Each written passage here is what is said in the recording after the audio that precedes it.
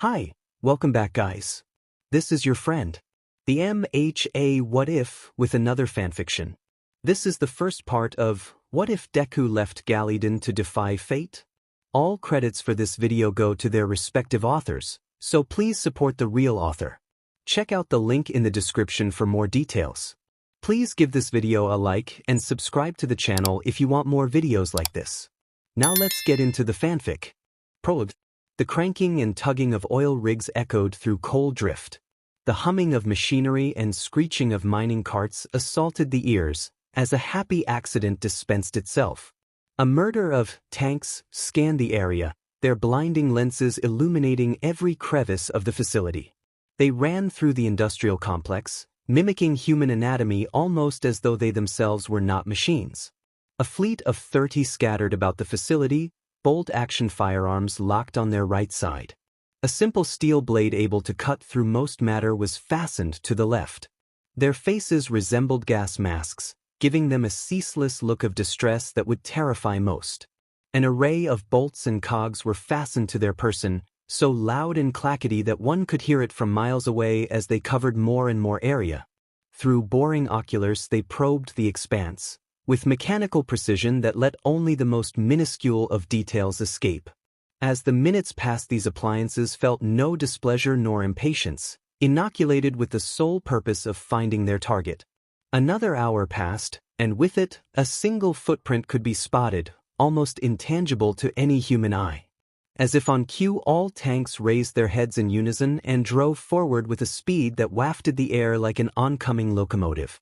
The faint sound of a motorized steam cycle could be heard by their auditory features, a whir that augmented as themselves drew closer. On the cycle was a woman of youth, Melissa Shield. Her figure was strong but elegant. Long, blonde strands of hair fell from her helmet, her sea-blue eyes scanning in a hysterical manner. She took a moment to look over her shoulder and witnessed what looked like pairs of green traffic lights flying across the industrial framework. She swore angrily under her breath. The pursuit was drawing to the finale with their objective in focus.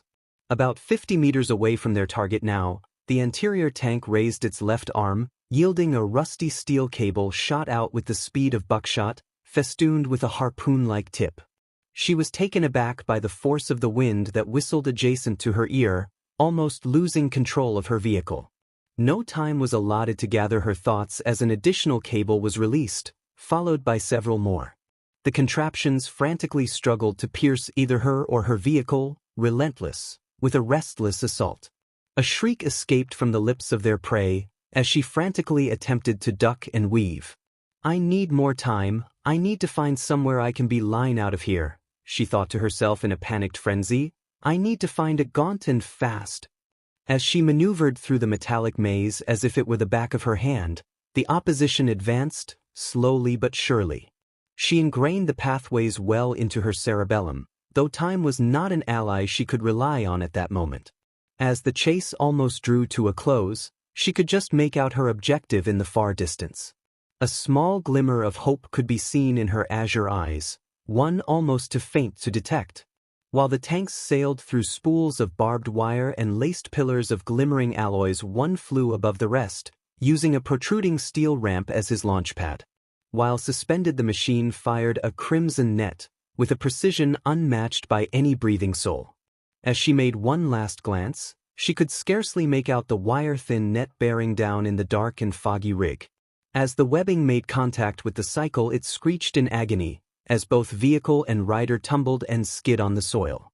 After what seemed like meters worth of slewing through dirt and grit, the frightened girl and her vehicle slammed against a rigid wall to an abrupt halt. A homogeneous mixture of blood and oil pooled below the wreckage. Deep gashes and contusions littered her body.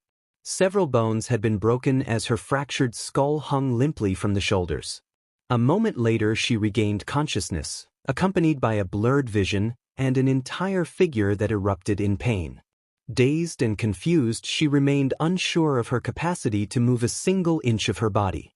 Tilting her head up as vertically as her body physically allowed, she could just make out the onslaught of rust that was almost upon her. As she regained another sliver of motion, she sloped her head to one side. As fate would have it, In arm's reach lay the contraption of her desire. The gaunt. I made it. Never had a person been more terrified, yet relived in conjunction. It encompassed the form of a brass-coated tube. Intricate dials and levers could be seen throughout the apparatus, as a glass barrel extended upwards as far as the eye could see. Growling from effort, sweat beading from her brow, she reached into her leather-bound satchel and withdrew the key of the future. With only yards now separating the faction of androids from her, she expended the last morsel of energy she could muster to fit what looked like a ball of beautifully pristine gold into the enigmatic device. As best she could with the remaining extent of her cognitive function, she punched in a set of coordinates and slammed her hand vehemently on the device. With a violent whistle, the sphere shot vertically awaiting its unknown destination. A smile ran across her face as she faded into unconscious. In purgatory she lingered, waiting for the automatons to take her into detention. Izuku Midoriya lay face upon his board on wheels. Suspended above him was a steam-powered automobile of a hulking size and build. Anyone with less experience would abruptly hesitate to slide under the base of such an obscenely bulky vehicle, but not Izuku. He worked feverishly at the mechanism, his arms elbow-deep in axle grease, diesel fuel, and what seemed to be several other appliance-based liquids. The jacked-up steam carriage had several flaws and kinks. Izuku could barely fathom it being on the road in the first place. The immobilizer was banged up, all need-based systems were completely out of whack, and the transmission box bore no service whatsoever. Nonetheless, he feverishly worked on. Yet another afternoon in Galliedenn. The misty waters that surrounded the fine city sprayed its citizens wistfully while they hopped from rock to rock, road to road, diligently attempting to reach their next destination. The scattered calumny of the city extended several stories upwards, all of which were occupied by an ambitious and hard-working populace. Each calumny appeared as though it was made out of scrap metal, with jiggered ridges and steel girders protruding from every side of the complex. To any foreign individual, this may have appeared as a non-sturdy and dangerous infrastructure, though the trained architectural eye of the public knew better. A hefty majority of the city was approximately knee-deep in the calm ocean water, a norm for the exultant folks and neoprene boots of the town. Dusk had fallen upon the dainty land, sun gleaming off the alloyed edifices and glimmering off the tranquil marine. The landscape often caught the eye of the beholder, its beauty uncapturable, even to the most skilled of artisans.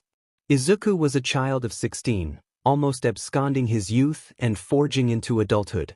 Ruffled jade hair fell from his crown, hair that would have completely sheltered his face if not for the goggles mounted on his brow.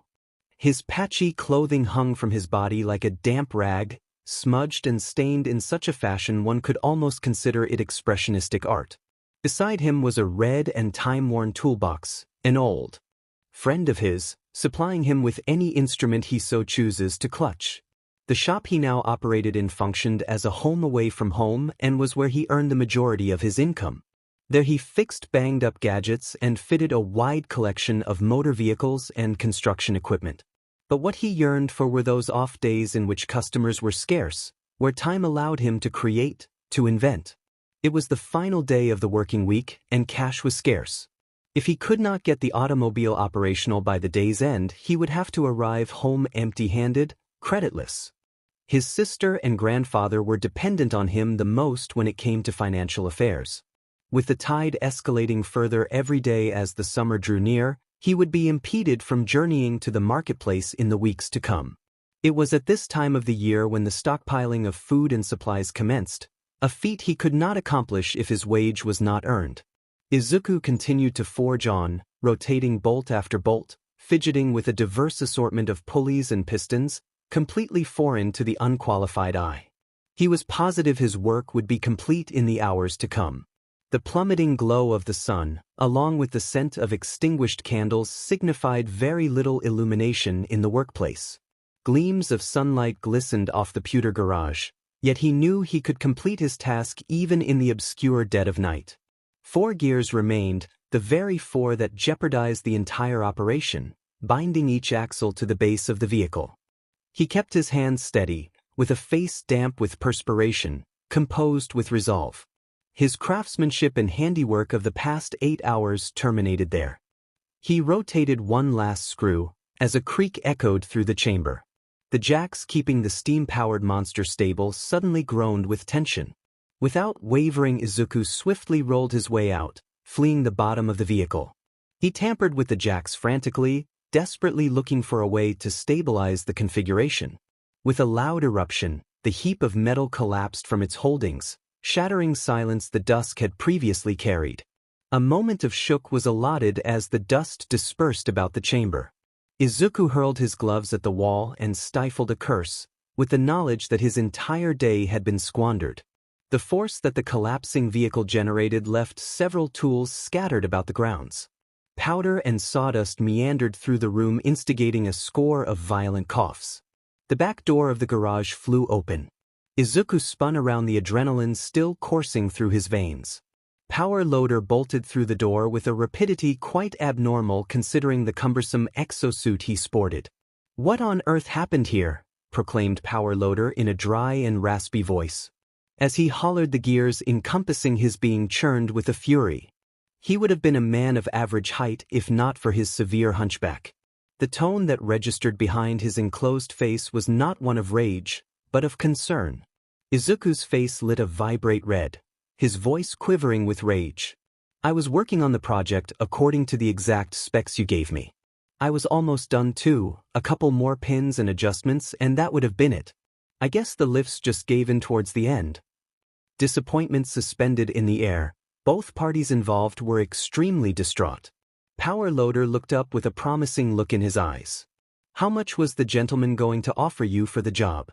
It couldn't have been much, given its initial condition. 10 credits, he would have coughed up 10. Izuku's head hung off his shoulders like a sack of potatoes, his expression grim. The thought of him coming to Shanta and Pa empty-handed disillusioned the young man. This Power Loader knew all too well. "Here, take these." Power Loader pulled out his wallet and handpicked almost double the bargain that Izuku had detailed. "Power Loader, I'm sorry, but if you really think I can ACC Midoriya, you know I'm not going to let you leave here creditless now, don't you? This isn't a negation." Although Izuku knew Power Loader could not impede him from exiting the door, the instigated tussle would be in vain. He was far too benevolent to let him leave without some cash. "Thank you, Sir Loader. Shanta and Pa can rest easy now." He shuffled over to the rack where his jacket was hung and deposited the credits in his pocket. Power Loader gave him an amused smirk. "Don't thank me, lad. It's about time somebody out there gave you a break. I also wouldn't want to see old Pa go scrounging for scraps, now would I? As for the money you owe me, you can work a double shift in the upcoming weeks, before you leave for the West. You'll cover the debt in no time." He extended his arm for a handshake which Izuku exuberantly grasped. He was thrilled that he could find a way to work off his debt, even if it meant a smattering of sleepless nights. "Would you like a drink on your way out? I'm aware of the long day you've had. If you need to talk about it, maybe run over the specs for the carriage one more time, I wouldn't mind," said the man yearningly. "Man, I would love to, but it's getting kind of late outside and I don't want them waiting on me for too long. Thanks so much for everything though, Loader, you're a lifesaver." As Izuku spoke, he removed his navy blue engineering coveralls and, adoring his dark brown khakis, a white button-down collared shirt, and his trademark red boots. "Don't mention it, you scamp. Now run off before he gets worried." In unison, they waved their hands bidding farewell, as Izuku slung his leather knapsack over the shoulder and gripped his board with the opposing hand. He jogged out the door and slid down the railing of the 20-story spiral staircase. This led to the basement floor, which he again departed from as he treaded his way home, northbound. After several minutes of leaping through puddles and trudging through gravel and mud, his voyage had come to a close. In front of him was what he called home. The house itself was made from the shoddiest alloy that money could buy. From the outside one could almost compare it to 2 cubes of rusty iron, stacked upon one another.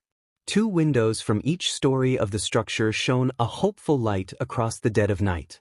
The hum of a singular central heating system could be heard if the surroundings were quiet enough. Fortunately, the entire edifice was mounted on a hill, meaning it would be safe from ocean currents as the tide continued to elevate over the coming days. A single garden was mounted on top of the roof, obscured to those eyeing the house from below. Standing upon that orchard, one could see the vast expansion of the Watermouth depths, the great divide between Egrary and Espo. A shadow appeared through the first-story window. A bundle of thin wispy hair fell from the crown of the silhouette. "Pa, it's me, open up," Izuku bellowed. Footsteps could be heard from the interior of the house. The metal entries swung outwards. Yoroi Midoriya stood at the doorway. His white polyester coat hung from his slender frame. His enormous, rugged blue leather gloves dangled from hands nearly too small to support them. They paralleled nicely with his oversized leather-clad dress shoes. Thin silver hair dangled like straw over the sides and rear of his skull, as Izuku could almost witness his reflection atop his grandfather's varnished forehead. After a moment they embraced, Yoroi already conscious of the gloomy expression on his grandson's face. As Izuku pulled back, he shot a questioning look at his guardian. "Shanta's just in the kitchen fixing something up for us," he said in almost a whisper. They both entered the house. The adjoined scent of seasoning and rust visited their nostrils. The walls were decorated with several children's paintings Shanta herself produced. Gadgets and gizmos littered every tabletop in the house, ranging from the size of a large dog to that of a thimble. The layout was metallic, save for the wooden floors below, giving the impression that one appeared to be walking into a clock. Izuku placed the credits in a safe located inconspicuously under the floorboards. He refused to tell his grandfather how he acquired payment in fear of him thinking he accepted charity. He would be sure to work it off next week. He would find the time. "So how was work today? Get anything done?" Yoroi asked inquisitively. "Yeah, I mean there was a minor setback towards the end, but I'll get the job done eventually. The owner is not expecting the vehicles to be repaired for at least another 2 weeks. I'm actually going to be spending a bit more time next week at the shop to get the order in on time." Izuku shyly trailed off towards the end, hoping his granddad would not interrogate him any further. Yoroi vaguely raised one unkempt eyebrow but decided to let the matter pass. "So how was the wage this time? Couldn't have been all that much given the income that Power Loader and the rest of those gear monkeys have been earning. I'm telling you, Izuku, when you leave for Espo you're finally going to be able to make it big. The economy there has never been better. They say the streets are laced with celestial brass and their architecture tears up the clouds as they clear by." His voice was raspy but chock-full with desire as he droned on. For the longest time, Yoroi had been gathering funds to realize a vision. The vision of his grandson becoming a star in the Aspuan fields of production or bioengineering. He believed that what Izuku lacked in schooling he could more than make for with the engineering skills he processed in spades. "I know, right? Hopefully, I can get everything I need to get done out of the way before I go. It's going to be a busy couple of weeks," he said with an awkward chuckle. A hesitancy filled the room. The thought of traveling past the Watermouth depths and into an unknown land terrified him to the core. The message he gathered from the media was one of chaos and division of your fellow man. Descriptions of Aspu overheard through the radio talk of bustling streets and cutthroat corporations. This did not seem like a setting that he himself would thrive in, though he vacillated in confessing this to his grandfather. It was the opportunity of a lifetime, one that Izuku had to seize for the well-being of his family. The silence was quickly broken as an ecstatic Eevee bounded toward her older brother, ruffling his hair in the process. She was a year younger than him. Thin, small, and extremely vibrant.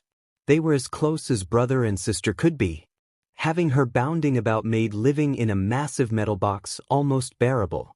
Kempt, curly avocado hair, the same shade as Izuku, flounced down her head to about shoulder length. Her eyes were an observative shade of hazel and green. Chokers were her preferred accessory, second only to the beaded ornaments dwindling from her wrists. "Izuku, you'll never believe it. Guess what was just installed today?" she cried blissfully, her screams echoing off the iron walls of the cube. "Absolutely no idea. I've been in the workshop for 3 consecutive days now." "The gaunt. It came in today. That means we can send each other souvenirs and goodies and dash. What you mean is I can send you all the newest get-ups people are wearing over there across the ocean, isn't it?" Izuku interrupted with a playful snicker. The Gaunt, or Globally Automated Underground Network of Tubes, is exactly what it sounds like. An intricate labyrinth of plumbing that stretched to each of the 2 continents of the globe. It took the head honchos in Aspew and Rannermorn over 3 decades to implement. He was astonished that it slipped his mind so easily. Oh, come on, give me a little credit. The markets in Galliedenn aren't all that bad. I'll be on the lookout for some cool knickknacks to send your way. Just make sure you don't forget to send us your address. Yeah, he said dismissively yet playfully. As the banter and gags came to a close, they all gathered for supper. After a quick meal, Izuku staggered towards his room, so overcome by exhaustion that he scarcely took into account the new device that was installed right outside his quarters. Without hesitation, he hastily collapsed into bed as slumber swept over him, completely unaware of the adventure that was about to dawn on him the next morning. Dawn struck. Izuku naturally awoke, even before the glitzy beams of light bounced atop his dropped eyelids.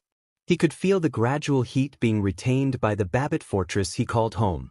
Grinding the sleep out of his eyes, he clumsily slouched out of bed. The metal under his bare feet felt warm but comforting to the touch. He proceeded to crack every bone he possibly could from tip to toe, yawning all the while. Given the lesser size of the house, he was obligated to share a room with his sister, not that he cared in the slightest. He grew accustomed to her presence and at times even preferred the company. The 2 beds lay parallel in one side of the room, while on the opposing side a large collection of both artwork and brass apparatuses were mounted on a shelf that encompassed the entire wall. A bureau separated the 2 beds, while a wardroom crowded an additional wall, covering a segment of the entrance to the bathroom. After Izuku squeezed through the wardrobe and took a hurried shower, he adorned his classic white polo and green jacket, fastening its many leather straps and braces. His black trousers were also garnished by similar buckles, as a leather knapsack draped over his shoulder. It held an armada of useful devices, providing great aid to him and others throughout his adolescence. Saving his keystone for last, he fastened his red waders one at a time. As he dressed, he thought to himself, I swear I heard a noise last night, probably just a bird that crashed into the side of the house. As Izuku exited his room, a bright glint to the left of him sailed past his peripheral vision. At that moment, Izuku witnessed a strange ball resting on the center of the gaunt mechanism that had been installed yesterday. Never had he seen a body of mass so perfectly spherical as this. The object of interest appeared to be about the size of a volleyball, besieged with elaborate patterns and designs. Many pits covered the ball where cylindrical keys may have appeared to fit. It seemed to be made of solid gold, at the very least gold-plated. Taking trifling steps, Izuku inched closer and closer to the device, frightened of what action the contraption might perform. Hey, Pa, did you already order something from Aspew? Or does this thing come with like, a manual or something? He roared down the staircase, hoping Yoroi had not departed from home just yet. No response was given. He hesitantly harvested the device from the glass tube the gaunt held in place. He was immediately surprised at how light the object was.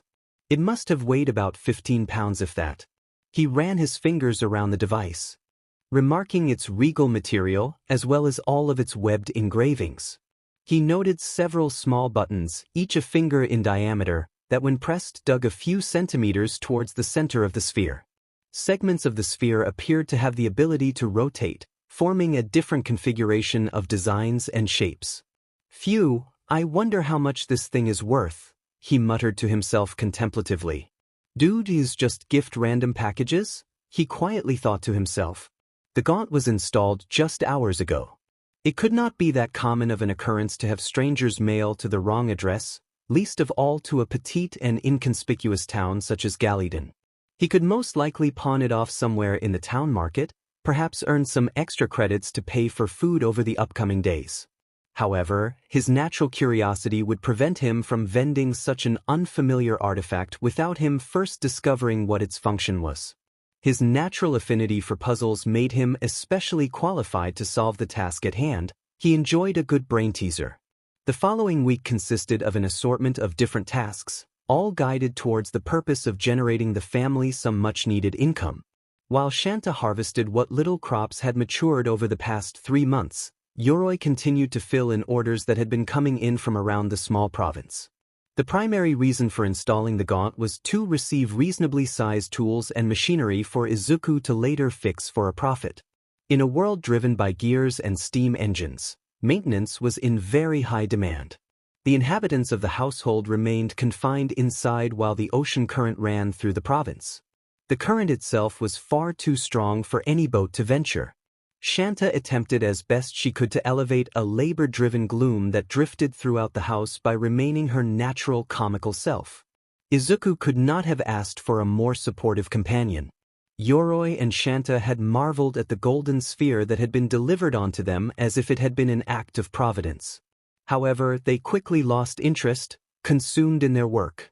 Opposing them, Izuku remained as intrigued as ever, picturing the sphere as some kind of glorified jigsaw puzzle. He often took breaks from work to fidget with it. He turned and twisted the orb, pressing all buttons in different sequences and algorithms. Unfortunately, no observable progress was being made. When periods devoid of labor were allotted, the family conversed over leisurely activities the trio could perform once the flood had ended. Perhaps go to a pub around town or stroll through the boardwalk. It was the minuscule city's attempt at imitating a metropolitan lifestyle. Shanta had also been raving over a boy she had been admiring over the span of a month. Izuku was still uncertain if he approved. After the week had drawn to a close, the family, with a unanimous sigh of relief, took their first step outside. A foreign world of dirt, smooth and lax, lay in front of them. The earth would soon return to its hardened state throughout the day, due in part to the fiery sun and the blistering climate. A streak of sea grime could be seen throughout most of the houses and streets displayed in front of them where the ocean line remained. The citizens of Galliedenn had already commenced laying down their lawn furniture and hanging up their clothes to dry as if the flooding itself was a natural occurrence. This was an interesting contrast to the folks populating Aspew or Rannermorn, who would portray this case as a bizarre phenomenon of nature. "So, you guys want to go to the center of town, maybe grab something to eat?" exclaimed Izuku. Their diet for the past week consisted mostly of non-perishables, a grand majority of which were stale crackers. The family was in dire need of a change in cuisine. "You guys go ahead, I still need to gather the credits we earned from the folks around town." Yoroi, being the father figure of the house, dawned on the task of tracking their budget and managing the family's financial needs. Both Izuku and Shanta were extremely grateful. "Thanks, Pa. We'll see you in a couple of hours, okay? We won't be out for long," shouted Shanta giddily. They bid farewell as Izuku and Shanta trudged through the mud with their hardy boots. Moments later, they were able to gain some traction under their soles, as the mud was steadily replaced with the man-made cobblestone tiles that intertwined through the main part of town. Muddy footprints dotted across all pathways of the city, revealing that most citizens of Galliedenn were cursed by the flood. As they observed their surroundings, they took note of their fellow citizens. These citizens shared the same faces of relief as the Midoriyas did when they longingly stepped outside the confines of their homemade prison. The city was bustling as people gathered around to buy goods and crafts. In addition, several restaurants were positioned throughout the boardwalk where people could sit down and have a proper gourmet meal. It was almost too bright to glance at all of the merchants' artifacts, with the light from the sun glinting off every surface it could find. Amidst the early heat of the day, many children could be spotted surrounding the various air conditioning units around town. They played games of tag and ball in an effort to value the pleasant weather. Gears around the entire city churned, all intertwined. They took part in the smattering of sophisticated Rube Goldberg machines that helped to maintain the homeostatic processes of its inhabitants. Hot vapor ejected from various, while dials and levers were fixed to every instrument. It truly was a Victorian, futuristic world. There was a particularly large tent located in the center of the town where outfits of all different styles and tailors could be seen. With an unwavering look in her eye, Shanta quickly bounded for the center of the town, leaving Izuku behind. While others would have been offended, he simply chuckled to himself, knowing full well there was not a tether on earth that could keep Shanta from a frantic shopping spree.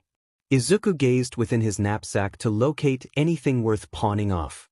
He carried with him half a dozen contraptions, some clothing that no longer fit him, handcrafted rings and bracelets he was able to weld together with scrap metal he salvaged from Higgs' garage, and of course the enigmatic globe. He remained troubled by the treasure at hand. He was sure he could sell it for a very handsome sum of money, although he still could not fathom its purpose. Perhaps it may just be an ornament piece, with no real function other than decor. However, it appeared far too intricate to simply be used as decoration. In addition, he could not determine what material it was made out of. At first, he assumed it was gold-plated, although it was not soft like gold. There was no amount of force he could possibly exert that could make even the faintest of dents. Izuku felt an extreme sense of motivation, aspiring to discover right then and there what foundations formed the trophy. He scurried across the town square visiting different vendors' tents in a desperate attempt to gather more information.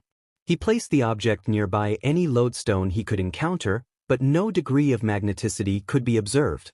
He used all gauging instruments the retailers had at their disposal to measure the dimensions of the object. Just as he had suspected, the orb embodied the perfect circumference. He questioned all blacksmiths and metalworkers he could find as to what the globe was made out of. All were as dumbfounded as he. When they asked him how it came under his possession, he could not give them a straight answer. One merchant, in particular, aimed a laser towards the object in an attempt to discover what he called a refractive pattern. Once the experiment had been conducted, the strange gentleman appeared more perplexed than ever, tossing the ball at Izuku and demanding his leave.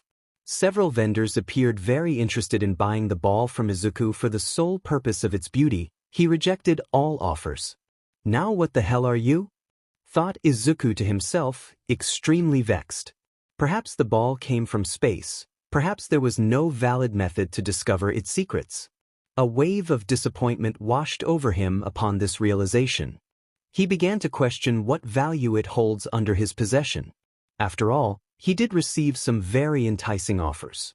Perhaps his investigation would show more promise in Aspu.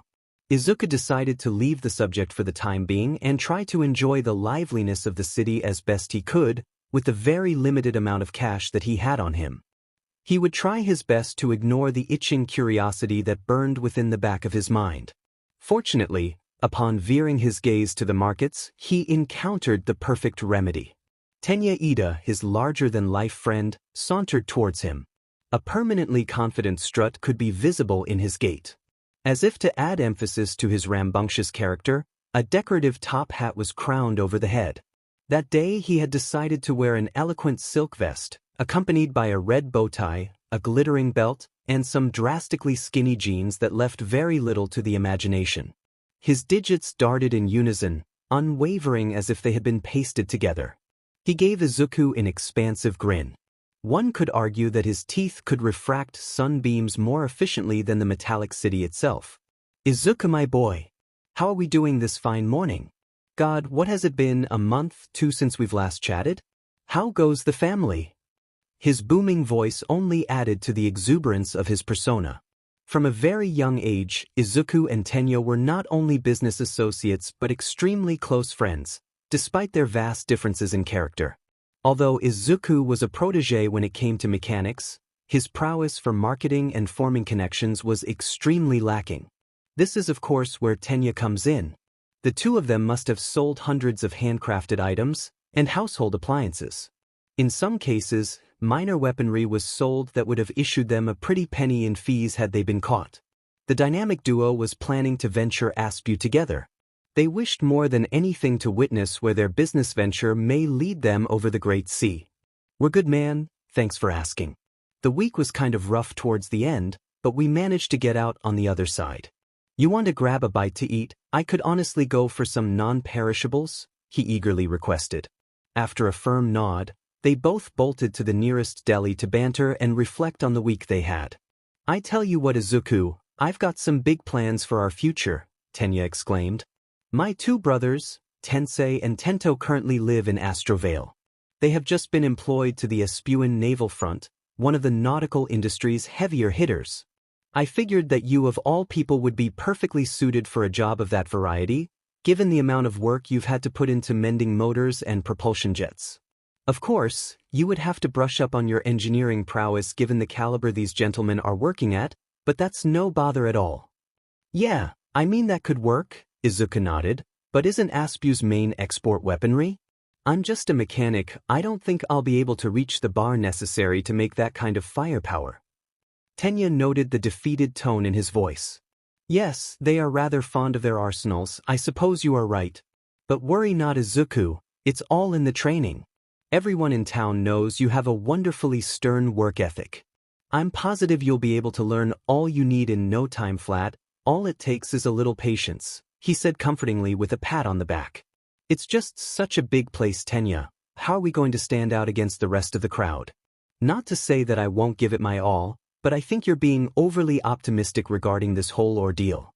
Izuku, Tenya spoke with a gentler tone, that entire country revolves around one thing, and that singularity is industry. They will go to all fathomable lengths if it means more production and more capital. This I know from word of mouth. I am also certain of the fact that you would be considered a prime citizen in their eyes. The worth of an individual there revolves around the quality goods you produce and the quantity in which you produce them. That's where you, my young prodigy, can take the reins. As Tenya voiced his decree, he slammed his fist on the nearest table in a triumphant manner. Although he found comfort in this reassurance, doubts still clouded his psyche. The state of the country did not appeal to him. The industrialized juggernaut that was Aspu intimidated him quite a bit. It takes quite a small mindset to think that human worth can be reduced to a single quota, that quota being production. He wondered to himself if there would be opportunities to dive into the creative arts, political classes, and other such topics independent from the realm of technological manufacture. He thought pensively about how he would thrive in a world such as Aspu. He would have to dedicate all his time and effort into production and engineering, which for him seemed despondent. Perhaps the golden ball could give him some mileage when it came to climbing the social ladder. A glimmer spawned in his eyes as the thought crossed his mind, one that Tenya took notice of immediately. What is it, Izuku? Got something you want to tell me? Tenya asked inquisitively. What? Oh, I may have actually stumbled upon something that could aid us quite a bit. That is, if we could learn anything from it. With that report, Izuku reached into his knapsack and fished out the globe. Tenya's eyes suddenly widened as he impulsively seized the ball, his face notably astonished as he realized how light the orb was. Where did you find this? He requested. What does it do? I have never seen a model of anything even resembling this. I mean, hey man, your guess is as good as mine, Izuku said exasperatedly. From what I've gathered so far, it serves no function and has no purpose. Yet, Tenya rejoined, it is one of the most stunningly complex things I have ever seen. Tenya mumbled this fact under his breath as he twisted the globe at certain angles while pressing on its numerous buttons. I've tried everything and anything I could to uncover its utility. You can kind of hear the gears and cogwheels turn when the ball rotates, though I assume it's completely ornamental. At this point, I'm more curious as to who it belongs to. We'll probably find someone in Aspu who knows what it is or what it does. From there we can decide what to do. Tenya nodded in agreement, transfixed on the gem at hand. As the conversation terminated, so too did the daylight as evening came to pass. On their way out of the restaurant, they encountered Shanta. She carried with her a handbag, which by now unquestionably held some freshly tailored dress or garb. After exchanging greetings, they all proceeded to Mick's bar, considered to be a family favorite amongst the people of Galliedenn. As they entered, the familiar smell of tobacco and artisanal beer wafted in the air. The whole tavern possessed a dim green hint, given off by a singular handcrafted chandelier mounted in the corner of the large room. An embellished radio was placed in the far end of the room, overshadowed by the organ piano positioned in the very center of the chamber. One could always find a gifted musician playing some sweet jingle, livening up the spirit of the establishment. Golden curtains were draped over windows, plastering every wall. This gave outsiders a glimpse of the round tables and padded chairs that encompassed the entirety of the bar. As the trio entered, they received a hearty greeting from a good majority of the bar, unsurprising given the hours they frequent the establishment. Mick's bar is where most youths came to congregate. Familiar faces could be seen all across the chamber, lit by green mood lighting in conjunction with the moon's natural radiance. Heavy ale was what commonly filled their goblets, an all-time favorite in Galliedenn. All seats were angled towards the stage, where townsfolks tell tales and play live music. Deadpanning to the right, Izuku noted a rather tired-looking gentleman wearing a tight black t-shirt, a bulky belt, and a complimentary leather guard strapped to one shoulder. His frizzy purple hair wafted like a hedge as he scanned the room with glazed eyes. The man winked at Shanta, to which Shanta rejoined in kind, humming enchantedly. Izuku shot a quizzical glance at Shanta, instigating a rolling of her emerald eyes. As they took their seats at one of the round tables, they were welcomed by Mr. Mike himself, the owner of the establishment. "Tenya, Shanta, Izuku, it's good to see you all. Where the hell old Pa? He didn't come with you guys?" His voice boomed with a register that would have startled most had they not grown accustomed to its volume. "Doing groceries, he may come by later though," Shanta said with a grin. "And how was the flood week? I see you've all managed to survive." Mike said this with a hearty chuckle, knowing full well the tedium that came with being imprisoned in a house for a long period. "It wasn't all that bad, it's something we've all gotten used to at this point. Anyone good performing tonight?" Izuku inquired. "No one in particular," Mike spoke with an indifferent manner, "just the regulars. I'll tell you guys this much, it's the company that really makes this place." On that note, Mike brought the three of them a pint each and resumed tending the bar.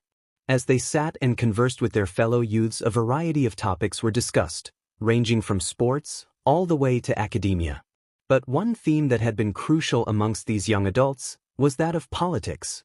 "Izuku, I could never fathom why you would ever desire to venture to a place like Aspu," announced a colleague of his from the far end the tabletop.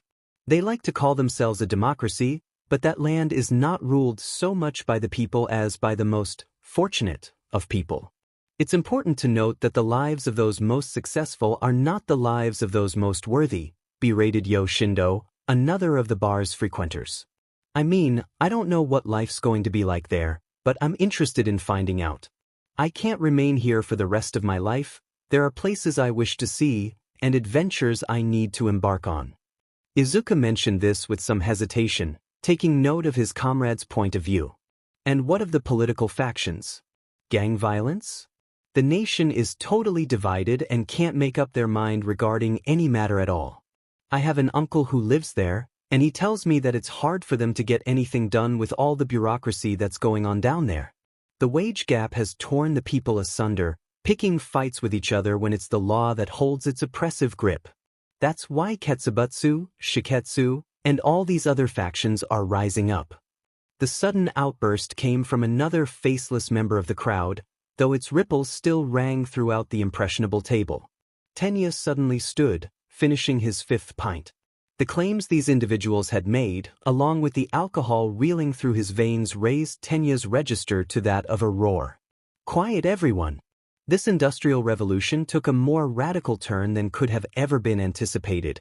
It's about time young Izuku over here gets with the program. Sure, Aspu may have its pros and cons, but all that is required is the right leader, and with the elections rearing the corner, so too will the face of change." Tenya then craned his neck towards Izuku, his eyes slightly vacant from the state of his condition. "Listen to your call for adventure, my friend, for it will take you to dwellings uncharted by man, but discovered by you." With this last declaration, Tenya simultaneously nodded his head and belched. A look of satisfaction ran across his face. As the conversation veered towards an alternative subject, Izuku's thought lagged, contemplating what his friends believed. The split of the union was evident and extremely unhealthy. Though the enormity of Aspu's generated income is incalculable, the wealth of the average citizen was far lower than it should be.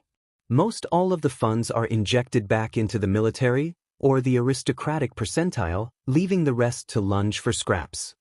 His doubts had manifested, knowing full well the difficulties that ensued living in a world such as that. "Hey, chin up. If you don't like it there, you could always come back." Izuku twisted his chair to find Achiko Uruaka giving him words of encouragement. She, along with Tenya, were some of his dearest friends growing up. He was not the least bit surprised at her attempt to comfort him. "Thanks, Achiko. Honestly, I feel like people are just making a bigger deal of this than it is. You're right, if I don't like it I can always come back." I mean, sure, I'll need to make up the money to actually buy another blimp ticket back, but I'm not too worried about that. She rolled her eyes playfully, snickering at the absurdity of him being able to afford a ticket back to Galliedenn anytime soon. Izuku's grandfather saved up for years just to afford a one-way ticket, a debt that Izuku was sure he could never repay. The only option for him now was to seize the moment and endeavor to make the most out of his venture. With this comforting thought, the night continued and ended, full of laughter and good tidings. Izuku would try to savor these nights at Mix as much as physically possible before he took his leave. This was his home, and perhaps he may never return. Yet he swore to himself he would never forget where he came from. 2 weeks had passed, granting Izuku 2 more weeks of familiarity and family. A tight knot formed in his chest every moment this thought was brought to his attention. The anxiety grew to such an enormity it became almost tangible. Soon his friends and family became aware of his condition. That afternoon they all gathered at Tenya's rather extravagant house, at least compared to all other residents of Galliedenn. There they conducted a plan, one that could conceivably put Izuku's mind at ease. They found themselves on the top floor of the condominium, countless stories off the ground. Red velvet curtains draped from windows that encompassed every wall in the house, all overlooking the undiminished beauty of Galliedenn from below. From their towering residence, the rippling ocean could be seen devouring half the city, while juts of metal condominiums sprouted from the earth. From an avian view such as this, the city appeared virtually doll-sized. Embroidered furniture was scattered about the massive chamber. Candles ignited their features carefully placed to prevent any hazardous fires. A chalkboard was placed in the center of the room. An hour after their arrival, concepts galore had been flaunted on the panel, ranging from kitchen appliances, cleaning equipment, all the way to marine machinery and biotechnology. Blueprints had been drawn out and were now dispersed throughout the hall. As taxing as all of this was to Izuku, he was eternally grateful to have friends such as these aiding him along the way. I'm telling you, man, biotech is the way to go. 1 in every 50 people already have augments and neural prosthetics. Given all the high demand in that field, I'm sure there will be plenty of employers begging for a guy like Izuku. This encouraging remark fell from the lips of Denki Kaminari. Though his date of birth corresponded with all others, a childlike gleam echoed of his persona at all times. However, what he lacked in maturity and composure he made up for with kindness and cleverness. In addition to these merits, he too was endowed with the biomechanics he now endorsed. A bronze prosthetic replaced the right forearm he had previously lost in a laboring accident. While most prosthetic users endeavored to strive for a simple design, mimicking flesh and blood, Denki preferred a much flashier approach. The artificial arm in question was wreathed in intricate engraving and gleaming alloys. His messy blonde hair was gelled up, as he sported his trademark leather vest embellished with silk designs, layered upon a wool shirt. His slacks of choice were routinely black. Denki, as much as I like your enthusiasm, I'm sure you're a tad biased when it comes to that field. Think about it like this, inquired Achiko persuasively. Izuku has never taken a biology or anatomy course in his life, and there's no possibility of him applying to a school of his choosing given his lack of prior education. No offensive, Izuku, she tacked on at the end, dreading the bluntness of her tempo. She placed an arm on his for comfort. It's cool, Achiko, don't worry, he said truthfully, fully aware of his schooling deficiency. We should be thinking realistically and play to his strengths. Izuku, what do you work on most in the lab? What's your forte? She questioned keenly. I don't know. Probably motor vehicles and nautical technology. Anything involving gadgetry, said Izuku distractedly. During the entirety of their discussion, Izuku devoted half of his attention to his golden ball, turning its various dials and segments to his heart's content. His nervous tendencies caused him to fidget with anything nearby as if he and the orb were a match made in heaven. Could you think of any weaponry you'd be willing to construct? Questioned Tenya. It just so happens to be Aspu's greatest export, so popular there it's practically fetishized. This triggered a hearty laugh from the crowd. What do you think, Izuku? Shanta probed. Izuku had to take it into consideration, of course, but the concept was repugnant and quickly dismissed. He intended to provide a service to the community, not a hindrance. No, I don't think I'd want to go down that route, too many gunheads in the world as it is. Okay, well then my suggestion would be for you to specialize in marine equipment. Achiko asserted this, growing impatient at the lack of progress they were making. You would probably have to start off cleaning fish tanks or maintain filtration systems, something that doesn't require a lot of expertise. But after a couple of months, or maybe a year, you could move up the ranks, maybe introduce an innovative apparatus or concept that could aid an aquarium or a convoy company. What do you think? Izuku pondered this for a long while. He did appreciate marine technology, being native to the ocean coast. One could not possibly become more coastal than the citizens of Galliedenn. He also did have quite a bit of experience repairing bows and hulls, as well as tinkering with radars and sonars. That might actually be my best bet, he acknowledged openly. Thanks for the idea, Achiko. A beaming grin was returned as an acknowledgement. Well, while we all contemplate these proposals, I will take the liberty of making us some tea. Any preferences? The group gave a weary shrug while Tenya fetched the tea. What you need is to start working with better resources. Shanta looked firm as she spoke. Izuku, ever since you were a kid you've had nothing to work with but scrap. Once you get there, try to become acquainted with the top-tier machinery and materials. Aspu's the only place where you can find them, well there and Brastrone.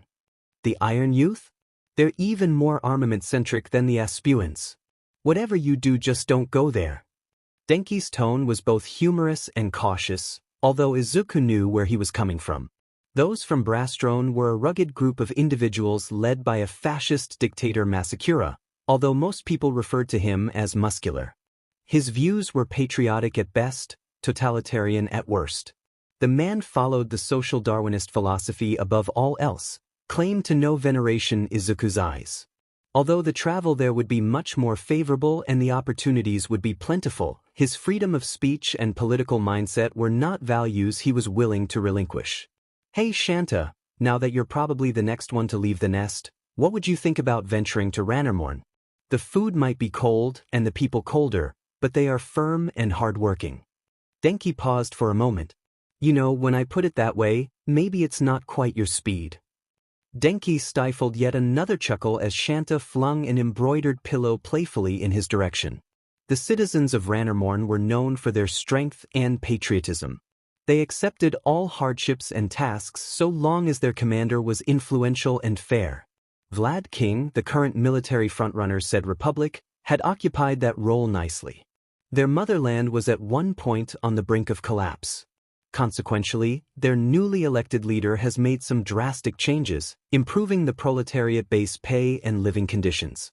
Accomplishing this in such a brief period, in addition to ruling over a grand melting pot of different cultures and ethnicities, appeared to be an impossible feat.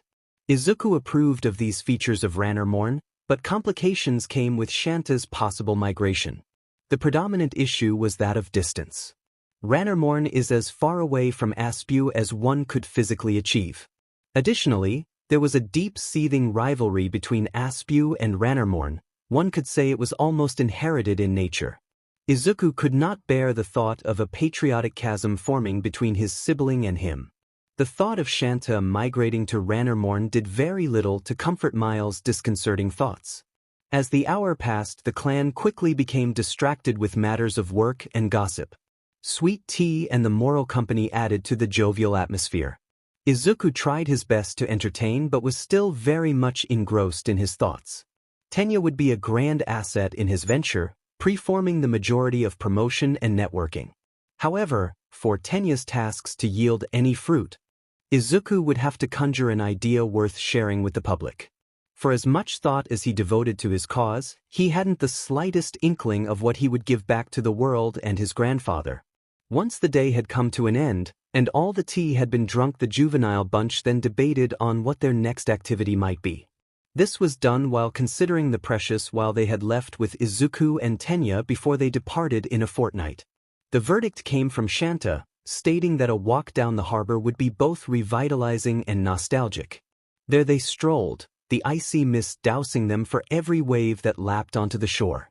The moon shimmered on the waterbanks, a sight so stunning that no painting nor photograph could capture its beauty. Rather than smelling of low tide as it did most days of the year, salt and earth were Mother Nature's choice of fragrance. As the gusts of wind coiled rocks and gravel in the air, Izuku thought to himself, nothing beats moseying down the coast at night in the prime of summer. As they trotted, the group recounted wistful reminiscences that occurred on the very spot they stood.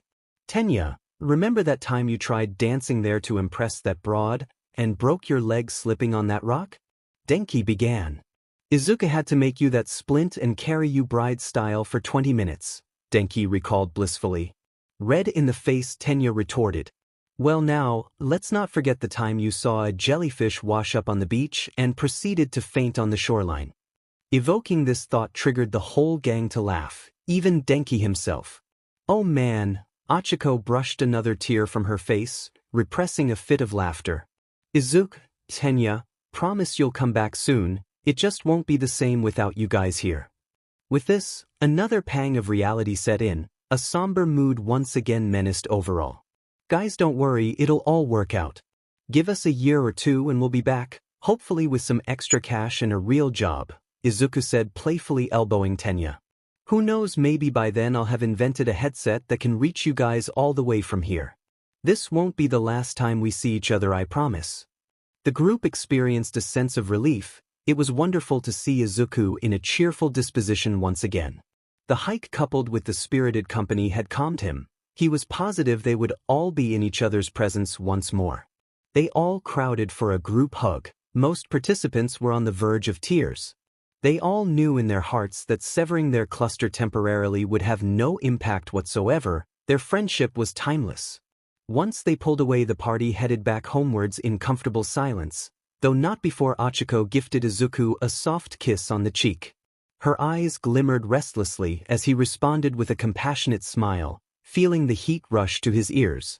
They parted, with only the echoes of crashing waves and pattering boots reaching their ears. Once Shanta and Izuku returned to their property, Shanta immediately collapsed into bed, sleep overtaking her. Izuku, still lively from the walk, ascended upstairs, his golden ball in hand. He sat on the green orchard above his house, once again fiddling with his toy. Staring up at the night sky, with luminaries and novae scattered about, he finally felt at peace, ready to tackle this new adventure. Suddenly his peace was disturbed as he felt a vibration in the bones of his forearms. In a panic, Izuku looked down. With his last mindless crank of the orb, radiance shined from its etchings. A lens unwrapped on the surface of its hide, revealing a central lavender light. Izuku withdrew in shock, as a panicked bark tore through his lips. A steady jet of Arctic steam escaped from one of the globe's hatches, suspending it in midair. The orb and Izuku now stood face to face, both their oculars transfixed on one another. Awestruck, the duo sat, their gazes tunneling down the barrel of each other's souls. An ominous atmosphere washed over the terrain of cold drift. Dense clouds of smoldering blanketed the sky, enveloping what would have been blissful sunshine. Ash and embers sheltered every square inch as debris laved the sky. Households that were once brilliant and lively now displayed shattered windows, and splintered doors hung limply from severed hinges. A network of intricate iron rails sprawled from all sides, concealing the horizon from the naked eye. This hellish landscape cast its shadowy veil over hundreds of thousands of square miles. It would appear as a murky blemish if one were to see the globe from space, a disfigurement on an otherwise beautiful Earth. Under this aching panorama laid a vast grid of tunnels, where all that could be heard was the screeching and blaring of minecarts whizzing by. There, a meeting was being held by two entities, their silhouettes dimly lit with the feeble fluorescence that dispersed across the underground. "Sir, I've received your message. What do you desire of me?" The figure that spoke was taller than most men, his posture upright in a subservient manner. His entire face sheltered with cloth, preventing any toxic residue from entering his lungs. He wore a midnight blue trench coat, complementing his jet black hair. Fingerless leather gloves partially protecting his digits. Heavy military gumboots stomped the crusty earth below him. His voice carried a hint of fear, coupled with unquestionable obedience. Dobby, my lieutenant, I have a contract for you. The words that escaped the strange man were jagged and rusty like bent nails. The tenor greatly muffled by a plague doctor's mask. The shadow was of average height, appearing loftier due to grandeur he upheld. Robed in black baggy rags, the creature appeared better suited for the confines of a wardrobe rather than the plane of man. His regal posture trumped that of all men, the air around him decayed and deprived of verve. Your wish is my command, Dobby vowed with a quiver. It appears that our instruments read a signal, coming from across the great sea. Astonishingly, someone has been able to activate it, leaving supremacy within our grasp. His inflection strained display a modicum of glee, where only rot ejected. May I suggest capture my commandant? That would be too great a risk. Preform the Trinity contingency, code 409. The entity will not be damaged. No gambles can be made, 0 omissions. You will arrive in no less than a fortnight and do what must be done. The tall man shuddered for a moment, yearning to rejoin his opinion, though he ultimately fell flat and uncommunicative. Horror and anxiety surrounded Dobby's soul, as his cognizance displayed flashes of a future complete with grime and revulsion. With a quick bow, the duo slithered through the departing tunnel. Once their bodies found their way to the surface, the savage gales sent their attire rippling with a panic. The only movement perceivable to the eye, apart from the hellish gusts of slag that tore through the sky, were the thousands of miners that operated relentlessly. Their faces transfigured from the harsh conditions, these lost souls now despair in melancholy purgatory. The metal shells that encompassed their faces did very little to conceal their mutilated forms. These bodies wander the murky dim in the hopes of providing their kinfolk with enough credits to eat, praying along the way that harvests are not as rotten as the year before. Awaiting the two superiors was a massive blimp. Its sophisticated design and mighty engines trumped the power of most other machines on the globe. After what felt like an eternity in a fiery hell, the two fled into the airship. Its deafening engines thundered through the sky and reverberated the earth below. Metric tons ash and rubble vacuumed into the behemoth's titanium rudders, shredding it into incremental specks with effortlessness as it gained lift. Soon the flying object soared above the clouds of swathing grime, as the sun above offered a rhapsody to those on board. Young Dobby, would you like to hear my thoughts on democracy? The avian-looking man inquired. Yes, Overhaul, I would love to hear your political opinions, responded Dobby, notably out of fear rather than out of interest. They say that in Aspew any man with a reasonable judgment can be swayed from a democratic philosophy using only one mechanism. Would you like to speculate as to what that mechanism might be? I haven't the slightest idea, sir. Well, all one has to do is observe the average citizen, no? You can immediately witness the lack of governmental knowledge they possess. Giving power and dogmatic sway to the people is like giving firearms and alcohol to a 3-year-old. No real good can come out of it. But Dobby, can't you see why this is a blessing in disguise? Please explain to me, sir, I'm not grasping the theme. The shadowy figure pivoted, now facing Dobby directly, his gaze causing the tall man to crumble so the couple were at eye level. In a democracy there is room for false beliefs and bureaucratic nonsense, delaying project after project until the end of time. Government postpones that which is necessary, and in due time, the consequences are unfortunately suffered. Now think of the contradictory. The ability to construct a progressive nation, to cut the costs of election campaigns, and to build a future of reason and development. This is my goal. Dobby remained quiet, awaiting his superior's point. And with the orb finally located, well, that just the icing on the cake, no? Politics, religion, the methods of production will have the final say in all of it. The key to the future conclusively by our side. I see, sir. So how will these diplomacies be put into action?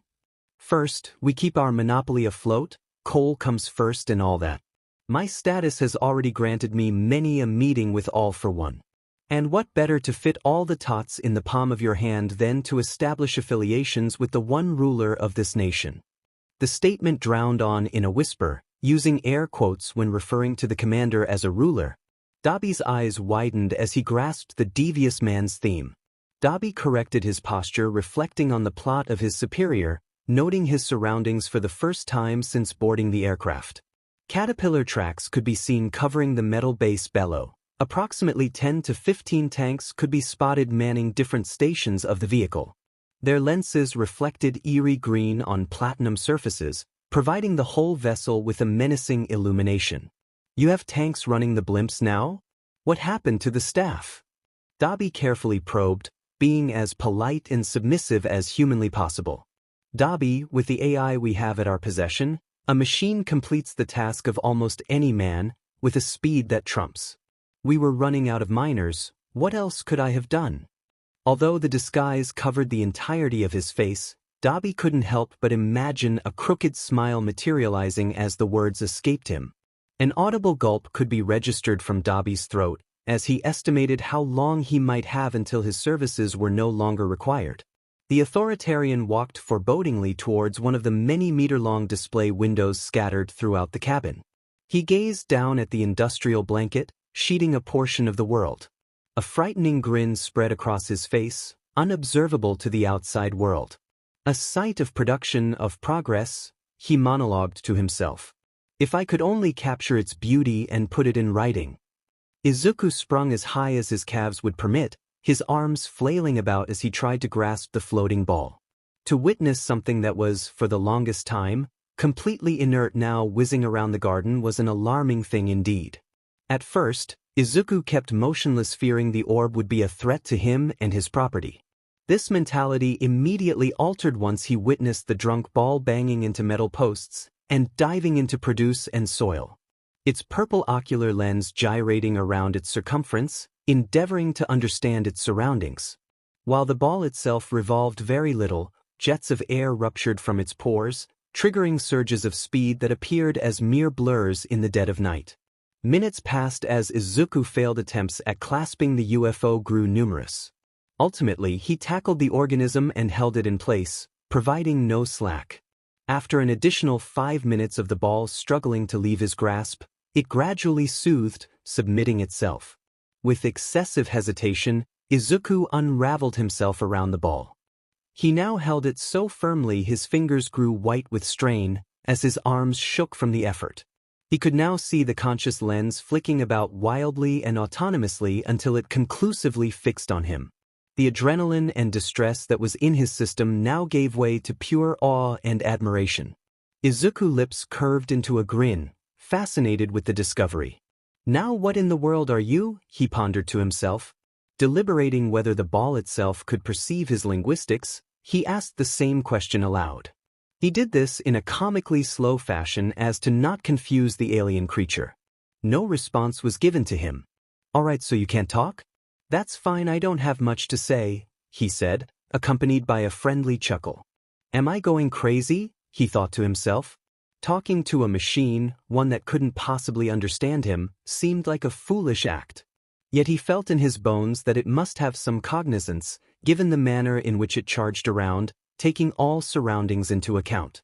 He sat there now, ball in hand, contemplating all the actions he could take regarding the fate of his discovery. Firstly, does he present this novel creature to his family and friends? Having this conscious automaton around could prove cumbersome, and what if the owners were to go looking for it? It certainly did not happen upon his doorstep intentionally, and an item of this caliber certainly has patrol parties hunting its whereabouts. This gadget was unlike any other, he was sure of it. With a mere glance from a novice's eye, one could see the treasure was generations ahead of current machinery. Does he divulge this secret to the proper authorities? No, for he has already developed a strange fascination with this machine. Remarking how the orb darted its lavender lens at him, it was obvious that the globe reciprocated his captivation. He quickly disregarded this option, as he had already grown too fond of the orb. Well, it's 1 a.m. The town must be completely asleep by now. Do you want to take a stroll? Again, no vocal response. Although, when the question was propositioned, a single jet of glacial air discharged from its base, as it now drifted about Izuku at eye level. Izuku sauntered towards the left margin of his rooftop, then towards the right. The orb curiously floating about his head. It trailed behind him, anticipating his every action and remaining by his side. This again elicited another laughing fit from Izuku, one brought upon by sheer marvel. It seemed as though the golden gem was just as thrilled to greet him. The couple quietly climbed downstairs, careful as to not wake Shanta and Pa from their slumber. The jets that propelled the orb upwards provided a peaceful wishing noise. Fortunately for them, Shanta is known to sleep through the heaviest of thunderstorms. Once they finally reached the front gate, Izuku let out a singular sigh of relief and proceeded to walk the harbor. His new companion glided by his side. They navigated through the ships and chains of the port, ducking through structures and jumping from platform to platform. In an odd contrast, their attention differed greatly. As Izuku remained fixated on the flying globe, the globe itself rocketed about the entire city. The captivation of a new world was evident. The object made sure it captured every minuscule detail, leaving no nook and cranny unexplored. This action sparked a novel flood of thought, rushing with a violent current through Izuku being. How would his new companion adapt to the bustling streets of Aspu? What if authorities would not allow him to venture with such a machine? Perhaps the model originated in Aspu and would lead to a forced relinquishing of the item on his part. These contemplations, coupled with the reoccurring thought of him leaving his home, brought upon a wave of uncertainty and sadness. The moment these thoughts were conjured, the orb came rushing back to its new owner, giving Izuku an almost comforting nudge on the shoulder. This again triggered Miles' eyes to widen in disbelief. Fascinating, he thought to himself. Could this machine possibly perceive human emotion? Just how advanced is its artificial intelligence? The ball once again rose to eye level and began animatedly tapping his temple. It performed this act cautiously to not bruise. "Okay, stop it, I'm good, I'm good." Izuku bellowed, spiritedly knocking the ball back to its new orbit, which revolved around Izuku's dome. Izuku could not conceal his delight. He had to confess the gift of his loving metallic pet to at least one soul. The majority of his circle of friends were already aware of the globe's existence. In addition, they will notice that he would no longer be fidgeting with it, given that it is now a conscious entity. He determined that he would commence by telling Shanta. Not only would she offer the best advice as to how he should proceed, but would act the most enthusiastically. Shanta was quite possibly the sole person on Earth that knew Izuku better than he knew himself. If any being held the answers of where the globe should venture, it would be her. He feared to unveil this miracle to his grandfather Yoroi. His grandfather embodied this kind of angelic morality. It would lead Yoroi to discover grand treasures, only to offer it back to their rightful owners. If Izuku were to disclose the full story to Olpa, he would not rest until the proprietor was identified and the orb was returned. Although Izuku knew in his heart that this was the correct course of action, he could bring himself to entertainment this notion. The companions continued on their journey, circling through the harbor. Izuku continued, engrossed by the orb's mechanics and movements, while the orb itself surveyed the entire port. It made brief stops, oddly enough, observing exceedingly rudimentary items such as vending machines and train ticket apparatuses. At a certain point, the orb spent a great deal of time ogling a napkin dispensary. Izuku was required to physically push the ball, encouraging the continuation of their ambling journey. The orb's sense of perception was akin to that of an incredibly intelligent child. It did not quite understand the realm of its existence, but it did jot down internal notes on every finite detail to better service itself in the future. Izuku began to converse with the orb. Although it could not respond in turn, an encyclopedia's worth of words flooded from Izuku's mouth. The topics spanned from family and friends to his qualms and uncertainties about leaving the country. For each sentence that volleyed, the lens once again turned to Izuku, as it absorbed the external stimuli in a form unbeknownst to him. It was 4 a.m. at this point. Several hours had passed and Izuku remained as eager as a kid on Christmas Day. His house was in sight as he light-heartedly juggled the ball in his hands. The juggling was somewhat facilitated by the compartment pressure that spouted from the orb. He now planted his feet on the doorstep, stunned at the passage of time. He let a great yawn escape, now realizing the drowsiness that had dawned on him. He decided the best course of action would be to inform Shanta about the orb in the morning, as she would suffer an extremely bad temper if he were to wake her now. Izuku turned around and placed one finger vertically on his lips, creating a shushing motion, in anticipation that the ball would understand him. He carefully unbolted the door and drove it inwards. A faint squeal from the corroded bolts reverberated inside the tin can of a house. It was at this point Izuku thanked the gods that the entirety of his dynasty was comprised of heavy sleepers. As he sealed the entrance behind him, he observed at the faint purple light that illuminated the entire house, originating at the lens of the globe. Hurriedly Izuku wrapped his arms around it, allowing for as little light to gleam as possible. He furtively tiptoed up the staircase to his conjoined room with Shanta. The snoring he had grown so accustomed to resounded off the walls. In a lumbering fashion, Izuku retrieved several loose sheets from the wardrobe that sat beside his bed. Crouching on his knees, he rolled the orb under his bed. As the action took place, the orb comprehended Miles' intentions, shutting off the jets of air that kept it afloat. The rolling of metal against metal was much louder than Izuku had anticipated, as a faint skidding sound leaked from under the mattress. Flinching slightly at the clamor, he shot his head upwards, concerned that Shanta might have arisen. To his relief, she laid there still, snoring as loud as ever. With a sigh of relief, Izuku encompassed the entire base with sheets as swiftly as his body permitted, allowing no light to escape. "So, you're just going to stay here, okay? I'll let you out in the morning and you can meet the rest of the crew, all right?" he said in a whisper. His associate remained there, its gaze transfixed on him. Izuku was unsure if it registered what he had said. He then speculated if the strange creature could even comprehend speech, let alone distinct languages. During the entirety of their wandering together, Izuku divulged a heavy load of information onto his new friend, without ever checking whether or not he had comprehended it. Feeling somewhat foolish, he wondered whether the orb would obey him in any manner. "Okay, I need you to sit, okay? Sit still and just don't make any noise, okay? You'll be out of there in a couple of hours." Although no vocal response was received, it adjusted its lens in a rapid locking fashion.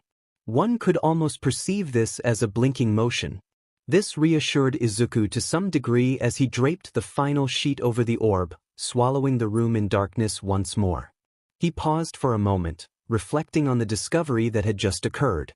As dubious as he was to the state of his future, he did relish the thoughts of advancement and adventure that lead ahead, accompanied by the rewards his new fellow could yield. He lifted the covers. Once more, anticipating a glimmering purple light to attack the retina, but found that the orb had returned to its original configuration, its lens secure and its jet steams bolted. "Does it sleep as well?" The thought amused Izuku, the idea of a machine needing to sleep as if it needs to obey some internal clockwork. He collapsed into bed, the late night finally catching up to him. As he drifted off into slumber, he thought of the adventures that he and his new acquaintance would partake in while in Aspu. Little did he know that the adventure to come trumped those of even the greatest legends. From a vantage point 6,000 feet within the clouds, the oceans expanded in an endless void, the entire globe engulfed in its azure tides. This would soon change, given the unparalleled velocity of the behemoth blimp drawing them closer and closer to their destination of Galliedenn. A fortnight had passed since their departure. While Dabi paced erratically from tip to tail going over the parameters of their operation, the machines either functioned or sat like busts. Their enormous concave lenses gave them a perpetual alarming look that made the hair on the nape of his neck spring outward. The so-called partner that was currently assigned to him was one of 3 abominations the government had manufactured since the Nardith Convention. His current partner was given the alias Moonfish.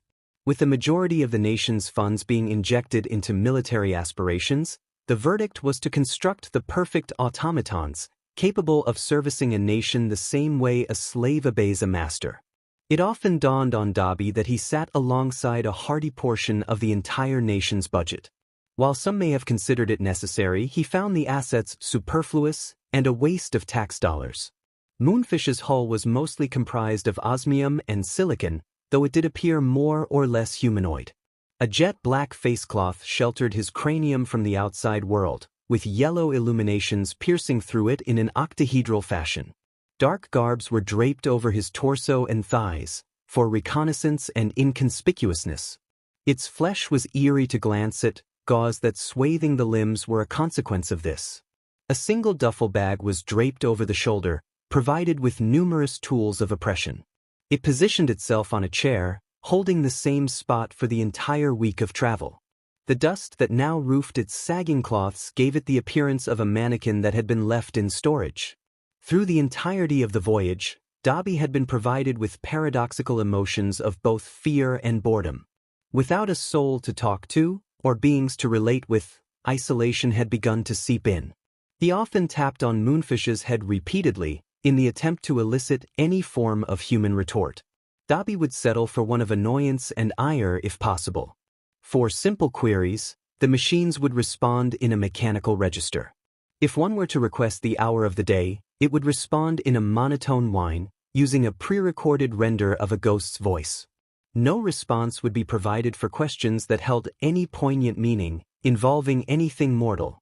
The blimp was comprised of 30 different compartments, one of them being a shooting range. If any breathing creature were to come looking for Dobby, they would expectedly find him there. Ranking as one of, if not the greatest sharpshooters in the nation, the government contracted him and raised him to serve the nation's requests.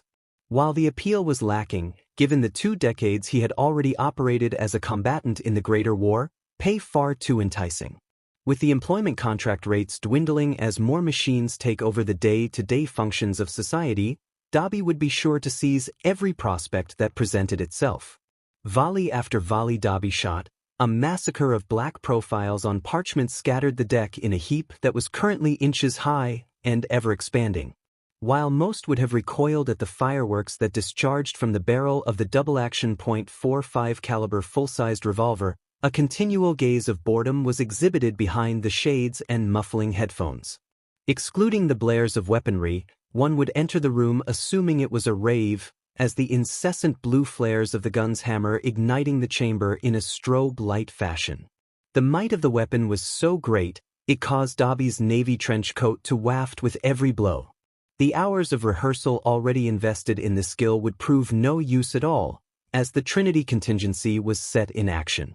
The little humanity that Dobby had left began to drag his very soul through the mud. However, all actions were justified through his eyes as he internally monologued the phrase, "If I couldn't cut it, another bum lackey would simply take my place." This phrase was recited unremittingly, having little to no effect on his moral compass. As he emptied the entirety of the 12-round chamber, all slugs drilled the same hole located at the direct center of the skull of the Birchwood Casey. The hole remained perfectly orbicular, not altering in size nor shape. As the final titanium slug arrived at its destination, Dobby experienced a rather sizable vibration coming from his left hip. The final shot altered trajectory, penetrating what would have been the collarbone of the unaffected silhouette. Extremely vexed his final volley, Dobby flustered around his trench coat compartments, fumbling for the source of the sudden juddering. His hand reached the beeper he had departed with, it had remained dormant until now. Hesitantly he withdrew the monitor, anxious at the message it was about to deliver. 10 minutes until landing, the mission had finally begun.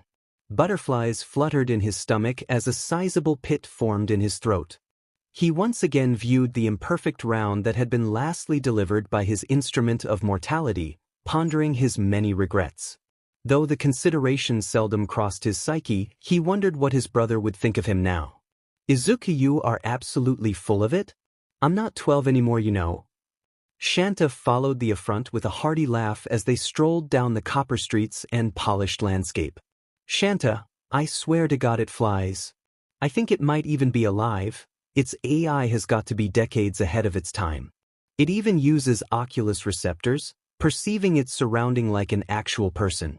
Why would I lie about something like this right before I leave?"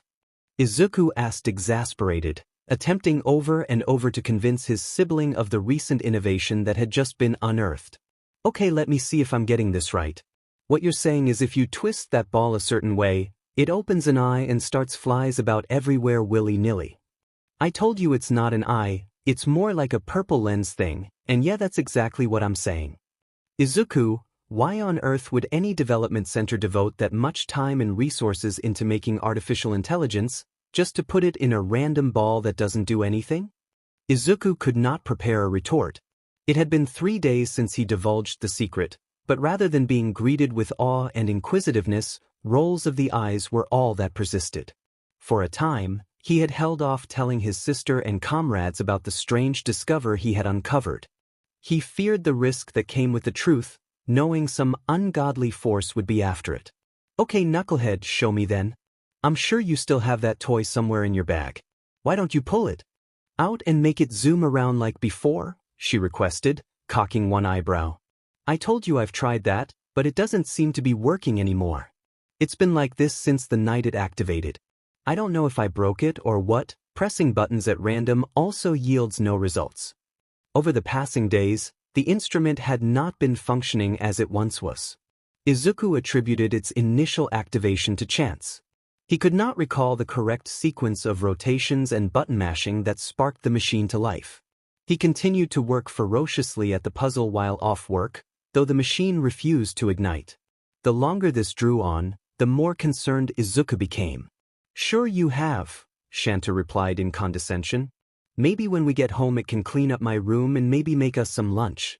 Izuku brow furrowed, as he became more and more exasperated with his argument's delivery. Fearing she had irked him excessively, she threw a playful jab to his shoulder, coupled with a wide grin. Izuku smirked, receiving the gesture kindly. Given the minuteness of their village, none other than Achiko approached, running from one of the many gleaming alleyways that were strewn about. A gleeful expression arose once she saw the brother and sister duo. Hey guys, what's going on? Achiko came wearing her barista apron. This indicated to the two of them that she had now commenced her lunch break. Izuku is just going on about his magic ball again. Shanta flayed her hands teasingly as she spoke. It's not magic. And it did happen, I'll prove it to you.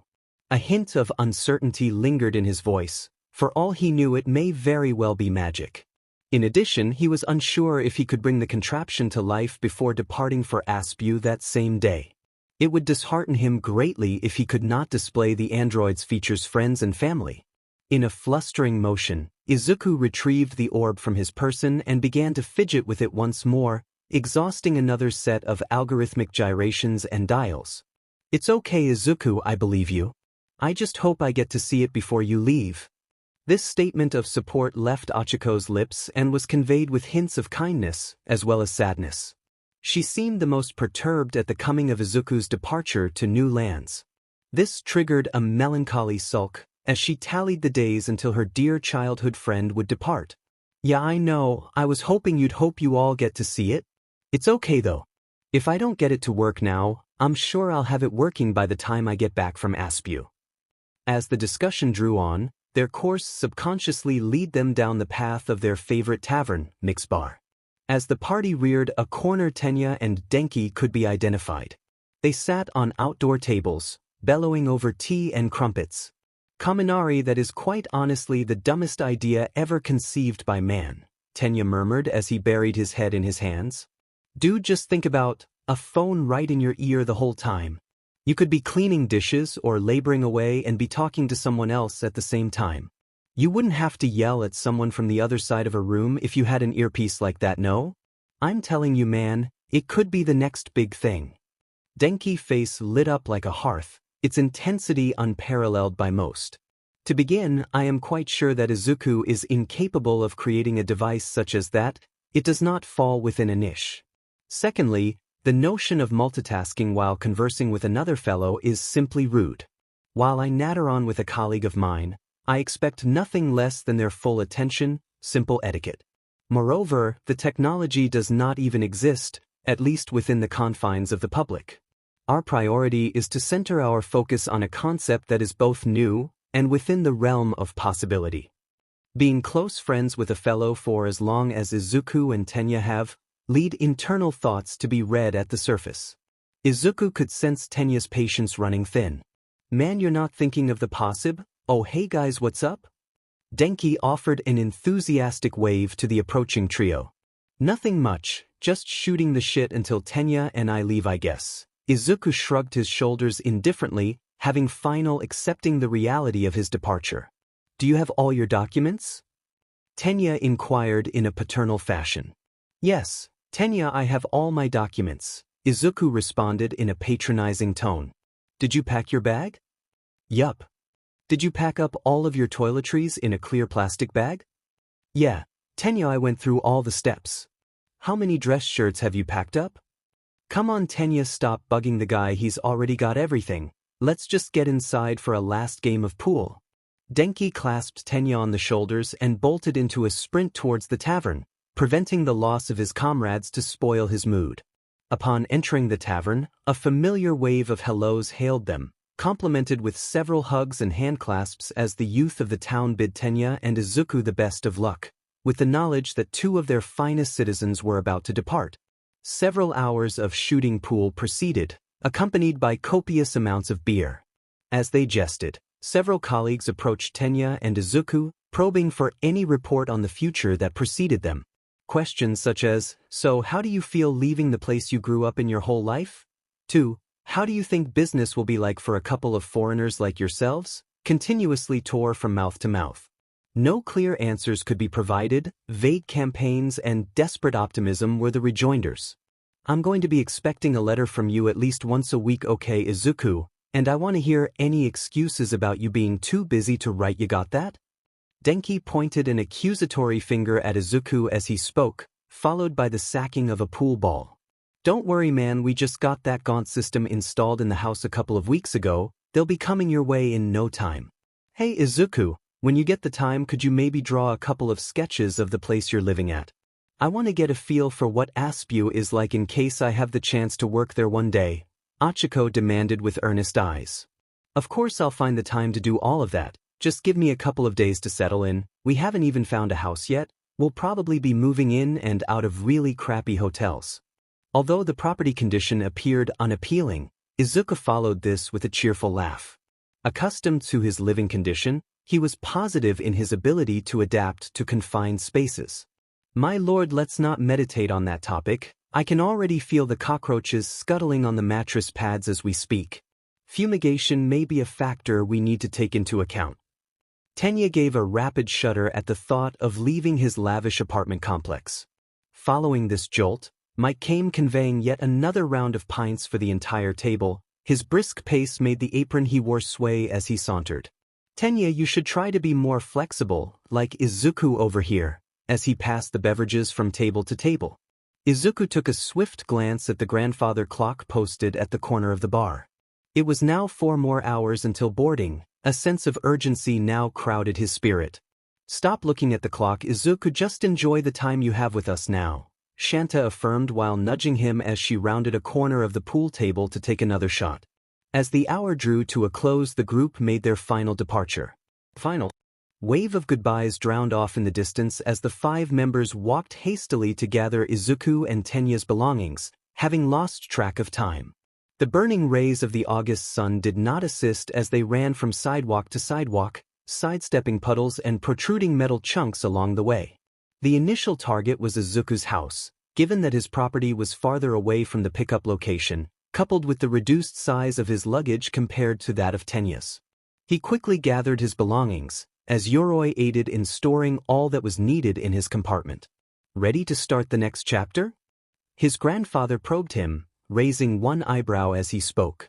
As ready as I'll ever be, Izuku responded sincerely, draping his standard knapsack across his shoulder while lugging a massive case in the other.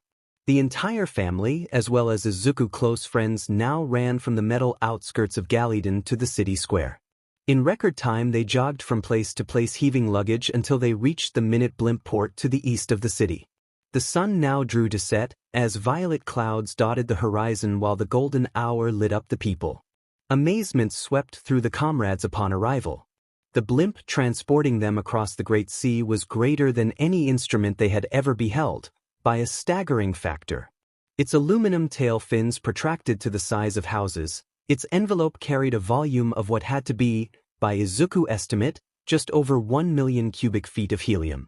Its compartment on the bottom could comfortably convey close to 500 passengers effortlessly. In Izuku's eyes, this vehicle was a testament to how technology has come on the other side of the globe. This invigorated him, as he convinced himself that he one day be granted the opportunity to engineer and design a Goliath such as this. Glancing on either side, he could witness the same dumbfounded looks on his friends. Delight was plastered over Tenya's face while Denki's jaw remained unhinged. Shanta nodded her head in approval as if deeming it worthy to convey her brother halfway across the planet, while Shanta exhibited a face demonstrating both pride as well as mourning. Hundreds of people walked the enormous aerial port. Heartfelt goodbyes as well as reunited families could be observed in every direction. The entire port formed hundreds of feet in diameter. The design of the architecture was Gothic, plated in gold. As they approached security, they released their baggage onto the floor, preparing for a final goodbye. Denki was the first to come, clasped both Izuku and Tenya's hand. Pride and sadness circled him. "You guys will do great out there, just as long as you follow the blueprints I send you while you're there and listen to my ideas," he exclaimed in a teasing manner. Izuku would miss how his dear friend used comedy to hide behind his grief. Tenya responded with a wink and a playful blow on the shoulder. Achiko came right behind Denki, as tears flooded her cheeks. She hugged Tenya first, burying her head in his shoulder, as he gently patted the small of her back. After a brief moment, she sauntered over to Izuku. Her lips brushed his cheek as she buried her head on his chest. "I'm really going to miss you, you know that? You better not be lying about writing to us every week." This was uttered through several whimpers and sobs. "I wouldn't dream of it," Izuku whispered, driving back the tears that almost threatened to drop. After several moments had passed, they released, her face visibly more distraught. Last was Shanta. She bore an expression that presented more pride than it did grief. She clasped and embraced both Tenya and Izuku respectively, doing so in her traditional giddy manner. "You guys are going to defy the impossible and accomplish great things, I can just feel it," said Shanta in an emboldening manner. This was followed by Yoroi Midoriya. His sagacious gaze was fixed on the duo, standing so tall despite his hunchback. "Tenya, I want you to take care of him while the two of you go off, and that goes for you as well as Izuku." His declaration remained caring but stern. "I want the two of you to be safe while you're down there. Once you are there, I hope you aspire to make a good life for yourselves. The common citizen must not only gain an interest in the system but a taste for order. Once the lot of you live and thrive there, you must make use of the limited rights you own. Integrate into the system, become the successful and caring individuals you were meant to be. Union becomes helpless if individuals cannot help each other. And please, for the love of God, try to enjoy yourselves."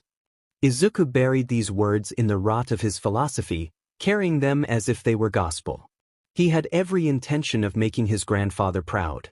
Internally he alleged, "This will be my mission." The kind counsel being delivered was abruptly interrupted by what appeared to be fireworks in the distance.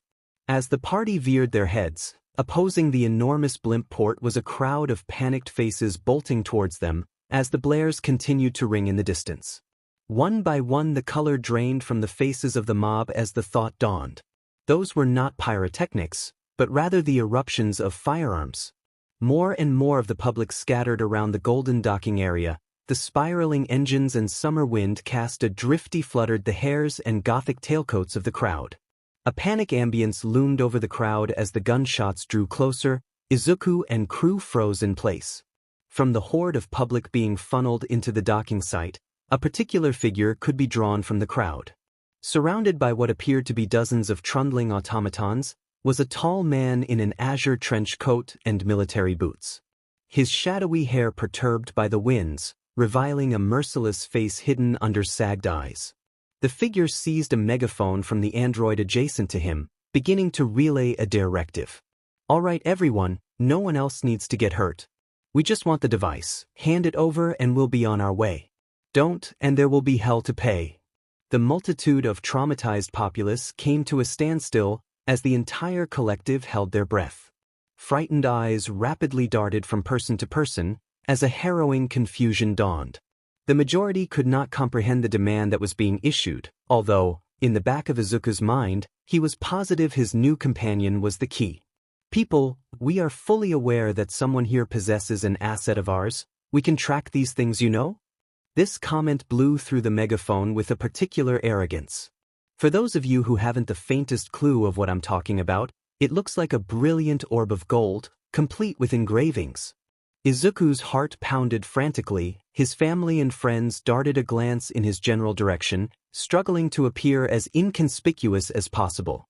While Yoroi Midoriya relayed the face of shock, all others bore an alarmed expression, fully aware of the invader's prize. A moment of silence menaced the blimp port, only the blares of winds and engines rushing the ears. All right then, have it your way. Everyone look towards your elder. From behind the wall of machine that stood behind the commandant, a figure materialized. What appeared paralleled that of a ghost, with its entire form being sheltered with dangling black garbs and draped gauze. The ghost must have been roughly 3 meters tall. The only notable facial feature was the yellow beams of light that pierced through the darkest of cloths. With elongated limbs, he dragged what appeared to be a crumpled man. Marron rivers of crusty blood ran down his entire left side. Failing to grasp the identity of the man at first, Izuku's eyes widened at the realization that the dazed figure being hauled was none other than Power Loader, his employer. He barely recognized him without his cumbersome exosuit. Izuku stifled a roar of ire as the colossal robot flung him towards the center of the crowd as if he weighed nothing more than a sack of turnips. Higgs strained to feebly crawl away. The armed colonel ambled lethargically towards the old man, his dense boots echoing in the silence. Drawing an enormous revolver from his side pouch, he proceeded to rest the muzzle against the back of Higgs's skull as he attempted to stand. An ominous look stirred to the surface of the Legionnaire. I will put a bullet in the back of this man's head if you people do not concede the device. You lot will find out in about 3 seconds that I do not bluff. Izuku froze, so tense that the muscles of his being lost function. He noted a signaling shanta out of the corner of his eye, giving an expression that read as, "Don't you dare move. Alright, know that you lot have dug the grave." 1. The countdown began. Izuku tried as best he could to gather his scrambled thoughts, weighing out the odds, and determining whether he should concede. 2. He spoke in an authoritative tone, cocking the hammer of his gun simultaneously.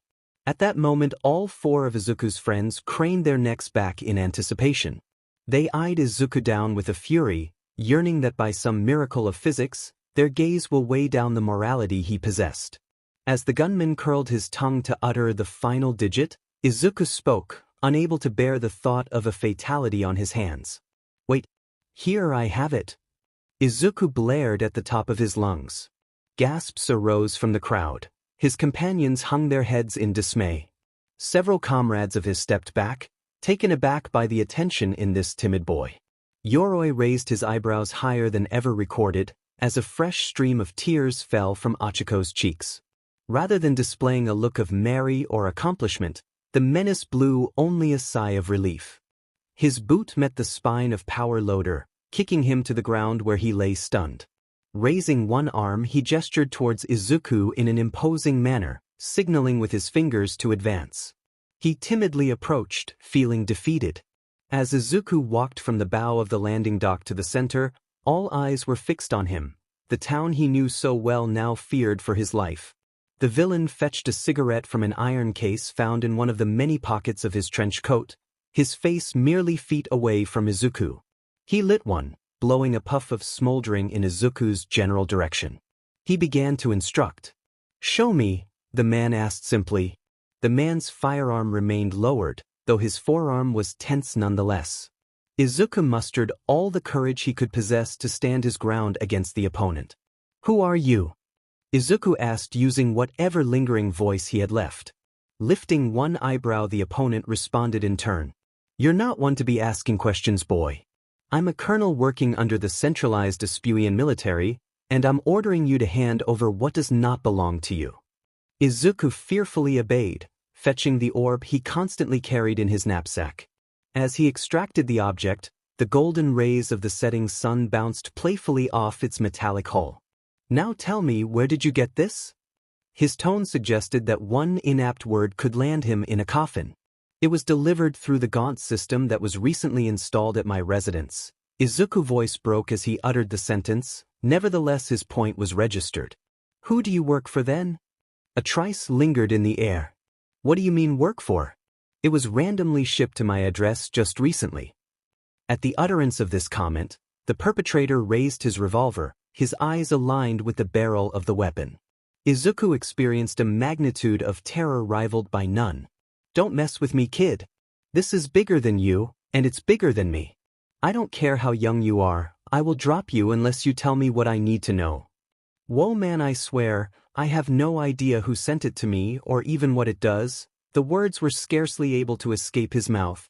Izuku threw his hands skywards, sweat beading down his brow. A moment of deafening silence rang throughout the crowds of both man and machine. All were immobile, the anticipation grew to new heights. As wistful moments faltered, Dabi let out an additional sigh, holstering his weapon once again. Izuku fleetingly cherished the thought of the ordeal finally being over, before Dabi twisted his neck back to face the clothed menace. All right, Moonfish, do your thing. With a wave of the man's arm, the looming robot bolted like a hare towards Izuku.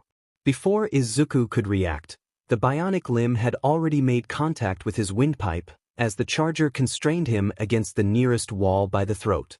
Izuku had dropped the golden orb amid the attack. He desperately gasped for air, as his vision was flooded by yellow lights that leaked through the android's cloth-covered cranium. Raising his free arm, Moonfish transmuted what was once a hand into a silver blade, driving it into Izuku's thigh.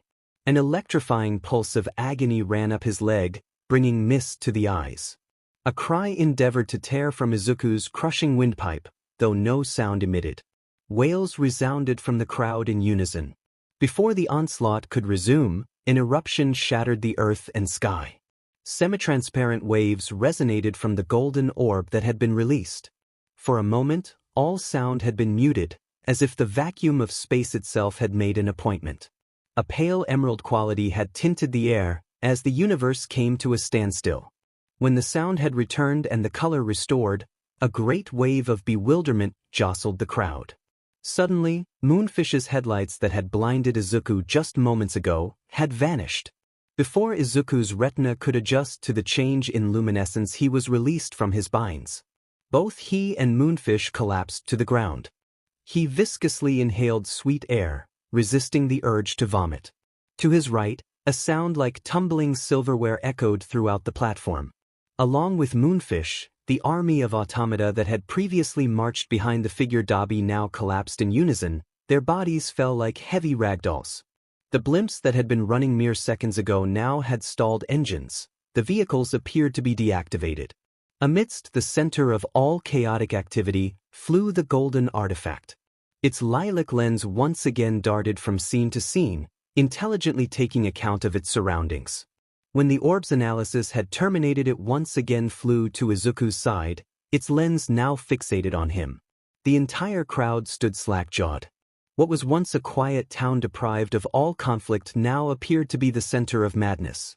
The Colonel Dabi that had once possessed all influence in the world now stood, bemused. Once the air had returned to Izuku's lungs, he again noted the burning ache that shot through his pierced thigh. I told you it could fly, Izuku voiced towards Shanta's general direction, through a fit of coughs and gags. The look of bewilderment that was once plastered over Dabi's face now contorted into one of pure wrath. Recovered from the distress of the event, the Colonel raised his revolver, once again aiming at his opponent. Izuku slumped, fearing his life would end then and there, unable to move his injured leg. Discharges boomed from the firearm, deafening all who stood near. Izuku shut his eyes, employing reflex, sheltering his head in the process.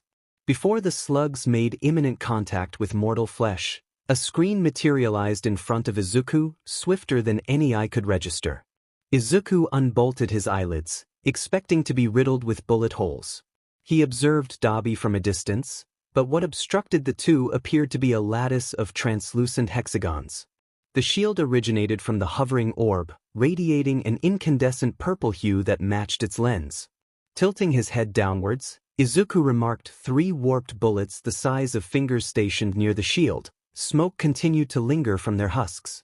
The cigarette in Dabi's mouth had fallen from his lips, while the town unrelenting gazed at both Izuku and his sphere. Tenya was the first to finally snap back to reality, apprehending how urgent the situation had become. He jolted Denki, Shanta, and Achiko from their stagnation, shaking them violently. "We've got to help Izuku, Kaminari comes with me. Shanta, Achiko, you two escort Yoroi out of the dock. In case the tanks wake up, go now." With that command, the companions strove on. Yoroi appeared as disoriented as a demented geriatric. His skin white as a ghost as Shanta and Achiko ushered him away from harm. "What was that? What's going on?" Yoroi mumbled to himself in a deranged fashion. As the escort proceeded, Denki and Tenya sprinted towards Izuku. The adrenaline in their veins suppressed their fear of the armed man. Before Dabi could line his sights on the aiding collaborators Denki or Tenya, the town began to circle the colonel. A rage crackled about the mob, triggered by the violence wrought to one of their youth. The airport security, who were previously held captive by the invading forces, held their barrels steadfast on the assailant. Dabi, in turn, whipped out yet another revolver. The glinting tool of jet black darted its barrel between all members of the forming militia. "As a colonel in the Espuan Marine branch, I order you all to stand down." This hullabaloo coincidentally formed the perfect diversion, giving Tenya and Denki the time they required to reach Izuku. "How's your leg? Can you stand?" asked Tenya in a concerned tone. "I don't think so, I can barely put any weight on it." Izuku's voice box sustained a raspy tone from the knock it had received earlier.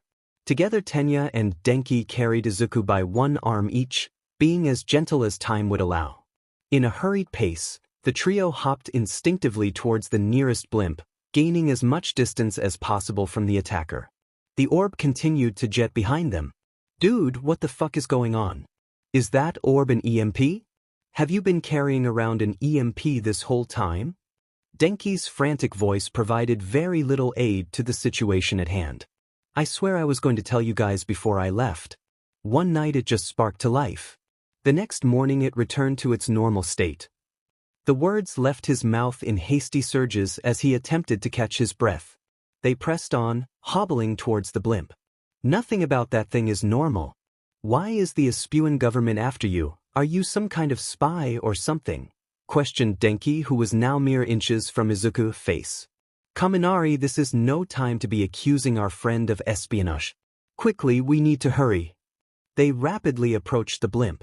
Several members of the crowd appeared to have the same objective, fleeing to the comfort of the airship.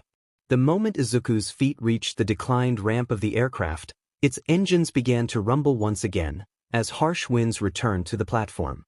As the circling mob of fuming citizens circled closer and closer to Dabi, the mechanical armada abruptly awoke once again, their green eyes flared with a pitiless drive. "Round 'em up," bellowed Dabi furiously. On his command, the metal onslaught began to disperse volley after volley of nets, imprisoning all adjacent citizens. Mayhem erupted as the populace desperately fought back. Airfield security held submachine guns, while citizens were armed with steel pipes and heavy suitcases. From a distance, the clothed colossal android labeled Moonfish rose once more. It veered its head towards the blimp that harbored Izuku, Tenya, Denki, and several other fugitives. A spiky blonde passenger from the blimp's gondola took note of the automaton's unfeeling gaze and proceeded to shout a torrent of commands and obscenities at the gentleman in the PLA's uniform. "Start the damn blimp," the voice emitted urgently. The PLA hesitated for a brief moment, then dashed towards the cockpit, attempting to perform a swift ascent. As the captain of the ship sprinted, so did Moonfish at thrice the speed.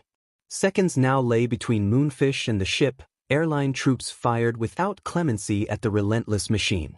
The civilian who roared commands the PLA drew a pistol of his own from the backpack he festooned, dispersing additional ammunition at the intruder. Each round carried an explosive charge that practically shook the whole port. The bullets ricochet off Moonfish's unbreakable hide, doing very little to slow its pace. Alarm resonated throughout the crowded gondola, as all passengers hid behind whatever cover they could locate. "Izuku, can you get your little orb friend thing here to do something about this?" Tenya stammered, failing to hide the dread in his voice. "Tenya, I have no freaking clue how it thing works, it's got a mind of its own. The sphere that proved to be a deus ex machina just moments before now floated about the cabin playfully, as if it were a puppy suspended in space. Well, do step the fuck up, man, 'cause it's coming right for us, Denki yipped at the top of his lungs. In a blur, Moonfish fetched a harpoon from the duffel bag strapped to his side and grasped it in one hand. With one mechanically swift movement, the robot leapt with a speed matching those of the greatest Olympians and plummeted towards Izuku, Tenya, and Denki. A unified shriek escaped their lips, as Denki instinctively extended his bionic hand. With no time to spare, the ash-blonde stranger dove adjacent to Denki, throwing his backpack between the huddled cluster of frightened youth and the android. The harpoon struck, piercing deep into the bionic limb, backpack, and a moderate amount of flesh from the blonde youth's shoulder like a monstrous kebab. A wounded growl fled from the stranger's lips, the harpoon now buried in his shoulder. The growl in question was almost unheeded, drowned out by the shots that continued to rebound off the metallic behemoth. Even after the sustained wound, the ferocious youth continued to volley explosive rounds. The remaining juveniles howled in terror as Moonfish loomed over them mercilessly.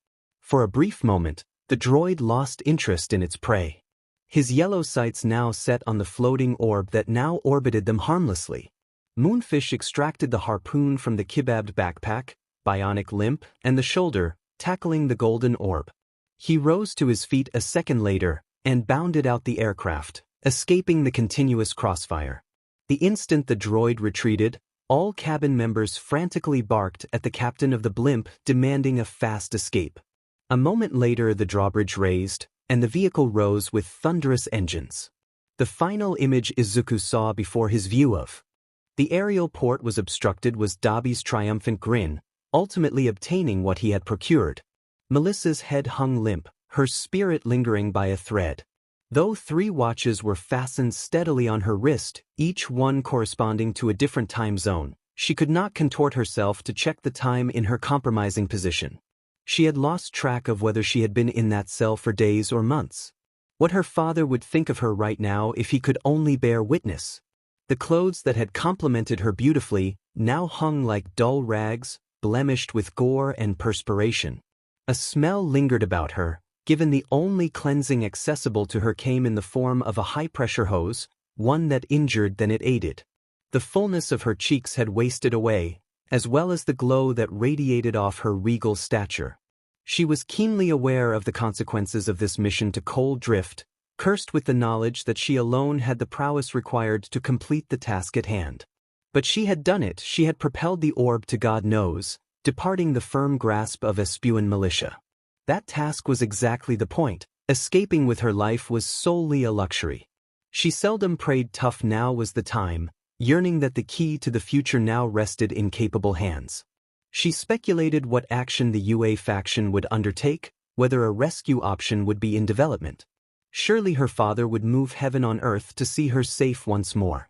Premeditations of home and happier places vanished as the familiar sound creaking iron reverberated off the marbled parameters. Excluding the trench coat and witch doctor, the only other visitor attending her decaying state was that of a chained man. A cloth covered his eyes as spiked-tipped gumboots trotted about the cobblestone. His birth name remained a mystery, wishing only to be addressed as Stain or Master, though some nights she established the strength to address him as Motherfucker. Upon entrance, he shot her a lustful glance before scampering to his instruments of desire, flaunted over a surgeon's table. The monster fondled each apparatus, animated at the mere prospect of tracing the surface of serrated edges. "So, how are we today, my darling dearest?" He spoke with a scruffy gag as the misty coal took a toll on his vocal cords over his many years of service. "Never been better. Feeling blessed that you and your band of puppets let the key to the future slip from your slimy paws." Her boisterous bravado would surely uphold during the beginning of their session, though she knew in her heart her confidence would slowly diminish over the coming minutes. No response was broadcasted, and no vexation bubbled to the surface as he clutched a humble scalpel from his bench. The trek he took towards her lasted only seconds, though her petrified eyes perceived it in slow motion as she held her chin high. Stain equalized on the balls of his feet for an instant before resting one hand on her hip and the scalpel to her sternum. He towed the blade down with a chortle, as her spirit was deciding whether to wince from the pain or gag on the redolence lingering from the jowl. "If it were up to me, sweetheart, I would do this all day around the clock," he tittered, "though Overhaul insists we still have use of you.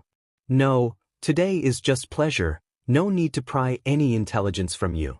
Her lungs finally exhaled erratically as the blade departed from her skin, sending a trickle of crimson to layer her ruffled blouse.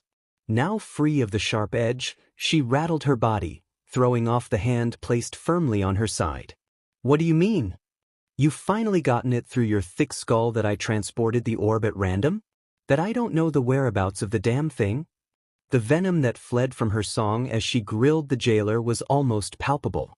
"Not quite, young lady.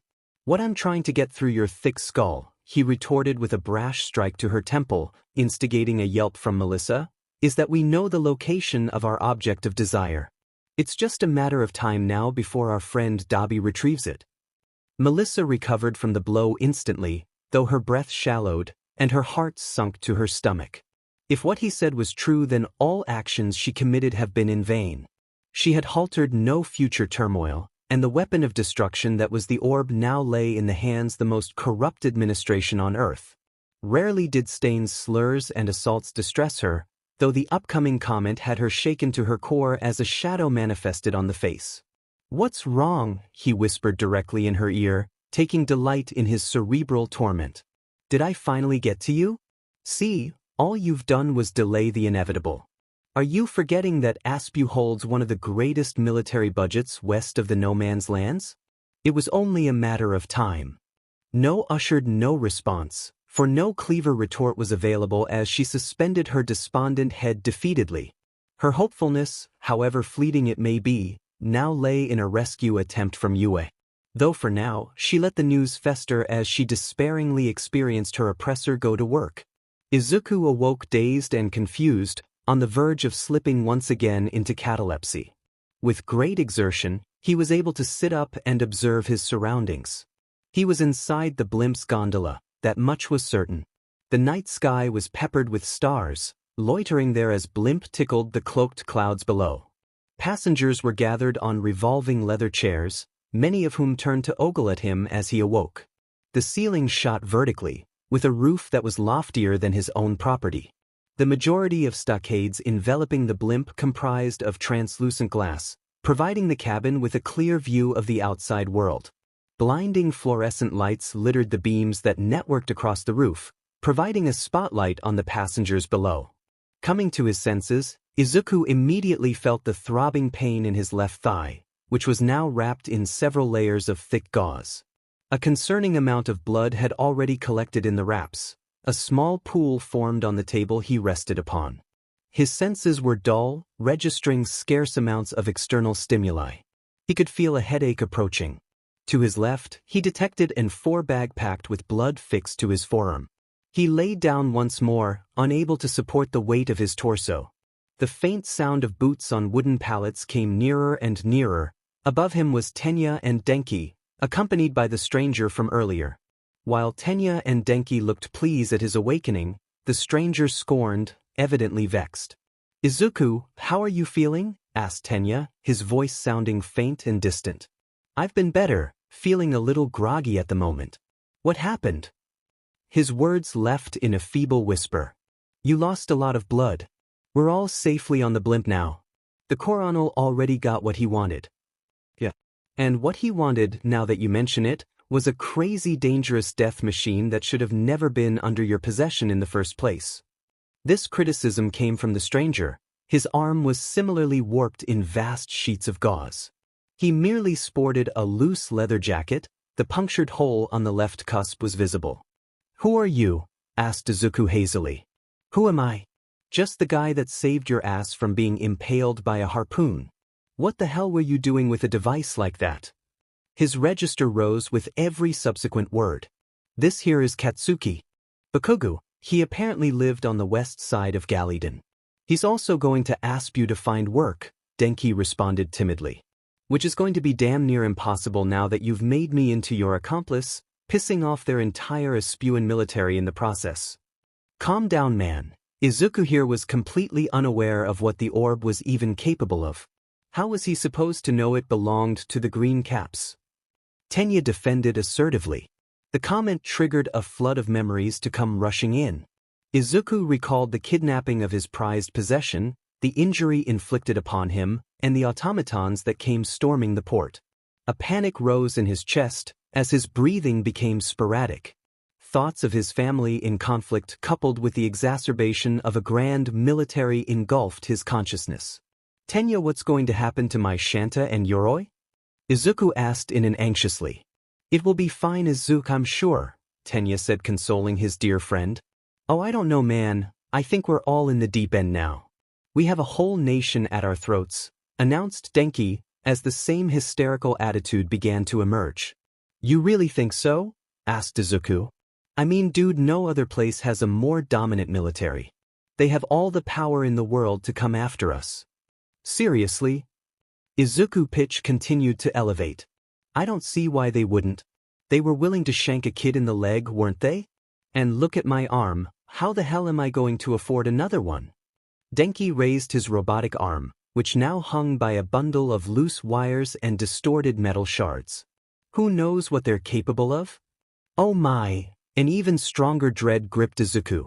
Vertigo-inducing thoughts showered his psyche as he struggled to remain composed. Before another word was uttered by either side, an audible wallop could be heard as Tenya smacked the back of Denki's head vigorously. Oh man, what the hell? Denki bellowed, massaging the back of his skull.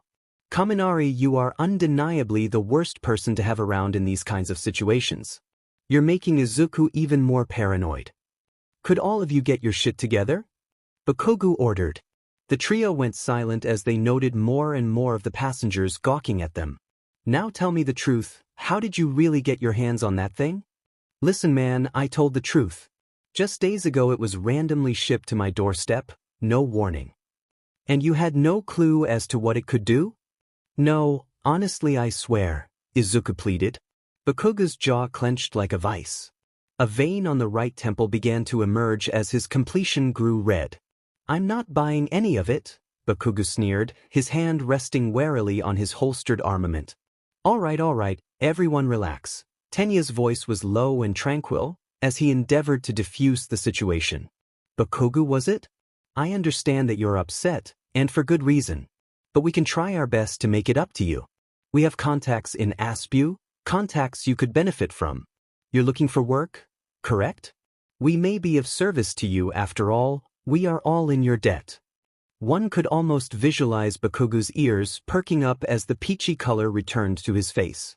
I'm listening, he responded, captivated. His hand retreated to his side, though the vein in his temple continued to pulsate erratically. I have two brothers who live in the east in Astrovale. They work for the Navy. Depending on what word the green caps send out about us, we could possibly find employment. Do you think you would be interested? Well, that's a long shot if I've ever heard one. What are the chances that they'll forget about us? Bakugo questioned cynically. Slim, but I for one am not too bothered by that. The market is saturated with fake identification tags, and it's not like they have photos of us. Seeing as we left our luggage behind amidst the chaos, this appears to be our only option. A brief moment passed before a response was finally expressed. It's not like I have much of a choice anyway, you owe me this much. But the moment I get on my feet you kiss this ass goodbye. You dipshits are more trouble than you're worth, he replied begrudgingly. What are your qualifications? A slight hint of concern could be deciphered from Tenya's voice, having now promised an occupation to a man with potentially no skill set. Organometallics and biomechanics. I worked under one of the clinics on the far east near the border. Oh, so do you think there's a chance you could maybe fix my arm? Denki inquired optimistically. With what genius we're currently in a fucking blimp, it's going to take a week for us to get to Aspu. Bakugo's response was blunt as well as facetious. When we get back then? Denki continued to implore. That all depends on whether or not you could afford it, he countered. Denki's temper began to elevate. Come on man, you could be landing a job because of us. Yoel, are you also forgetting I got speared because of you too? Nah, it doesn't come free. The bargains that were traded back and forth from both Denki and Bakugo drowned out in the background as Izuku was once again shrouded in his internal contemplations. He suppressed a stream of tears as he strove to remain optimistic about the fate of his family and friends. What could a foreign military possibly do to an allied province? He thought to himself. Now that they have what they came for, what's the point in prolonging the witch hunt? A pit formed in his throat as he grasped reality, distraught at the pilfering of his friendly automaton. Before he was given more time to reflect on this displeasing scenario, Tenya gave his shoulder a gentle clasp, knowing full well when his friend seems dismayed. 2 hours had passed. Tenya explained the particulars of job searching in foreign territory to Bakugo. Meanwhile, Denki toyed with his broken appendage. Izuku harbored no desire to strike a conversation with the man that had aided their getaway. Though the trio technically owed him their lives, the ill-mannered fuse box appealed very little to the mild-mannered lad. Izuku could not have agreed more with the parting of their ways once his employment was secured. A brief line of questioning was put into motion by the blimp's security force, ending abruptly as it dawned on them just how little the party knew about the given scenario. By then it was late, and all of Izuku's energy had been expended. Sleep enveloped him. His dreams consisted of soldiers and brutes harassing his loved ones. He awoke once more, with the sun igniting the inner cabin once again. A sense of discomfort continued to waft around the cabin as the events of yesterday remained fresh. Flight attendants were passing out refreshments and meals, as they occasionally shoot glances in his general direction. Gaining a portion of his strength back, he was able to sit and observe his surroundings. From the lens of his drowsy retina and drooping eyelids, he observed Denki and Bakugo. The former snored monstrously, while the latter tasked himself with deconstructing and reconstructing the various pistols he had holstered. Tenya occupied an alternative table, as he filled out the in-flight forums that Izuku himself was too untrained to inscribe. He closed his eyes, falling into preoccupied contemplations rather than slumber. What would they do once they arrived in Astrovale? It was impossible to discern whether the alien realm of Aspu would be kind or merciless. He assured himself that his first task would be to contact Shanta in the hopes of reassuring his many fears. Would then consult Tenya for further advice. It was apparent that he was blessed with the wisest judgment. But what of Tenya's brothers, their future employers? He has never met them in the flesh. What if they emerge untrustworthy or selfish? Once news of their dilemma had surfaced, Tenya's relatives could very easily discard them to the proper authorities. The issue of wages also presented itself. Izuku was quite uncertain as to how he could possibly make a living in the metropolitan world of Astrovale. While he harbored no issue residing under the same roof as vermin and mold, sustenance and rent were two factors he could not ignore. An additional predicament arose as well, that of the fake identification tags. Managing to acquire them would be a daunting task in and of itself. In Izuku's eyes, the odds of them ever succeeding in this unfamiliar expanse appeared minuscule. These views left Izuku brow furrowed, as his contemplation prolonged from minutes to hours. This stream of thoughts was suddenly interrupted by a high-pitched jingle. A skeptical look materialized on Izuku's face as he lay on his side upon the bloody table. Assuming it was merely the turbulence of the aircraft, he once again began contemplating the future. A moment later, the same jingle could be heard behind him. He groggily turned to his side to face one of the many transparent glass panes that enclosed the gondola. His eyelids, once wincing, shot up in abrupt alarm as his jaw hung loose. Tapping on the opposite side of the glass, matching the speed of the soaring blimp, was the mysterious orb, his metalloid companion. "Come on, this way," signaled Shanta in a frantic manner. Achiko kept Yoroi on foot, holstering one feeble arm that supported the entirety of his body weight. They found themselves in an ominous alleyway, cowering behind the dumpster of an unsanitary restaurant. A shroud of obscurity blanketed the town as night began to fall. "How much closer are we to his house?" "My back is beginning to give out," Achiko protested. "I can barely make it out, but it's there, we just have to get past the tanks."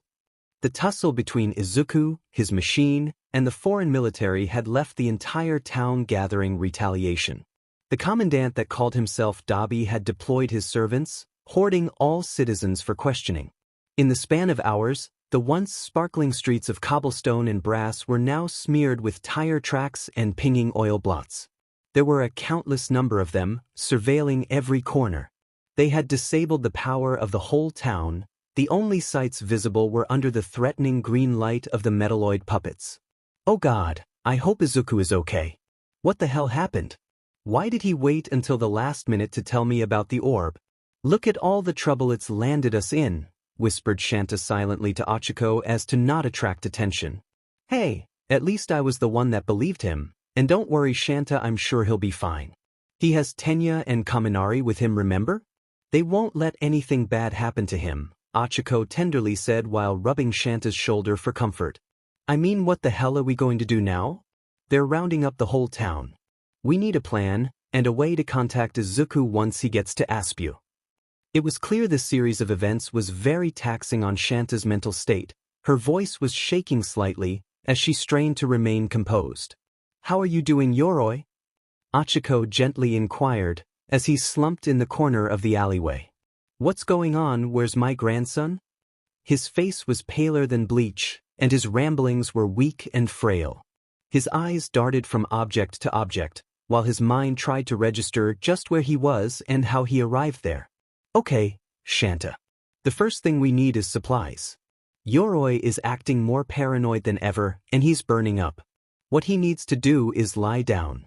After that, we can think of a way out of Galliedenn. Maybe with the money we both have saved up, we can hitch a ferry to Sanals and see if we can reason with the authorities there. This hasn't been the first time Aspu has invaded foreign territory. You think we can safely leave the country via ferry? I mean, it's the only shot we have. I still have no idea how much security they have down there, or whether or not they're running background checks.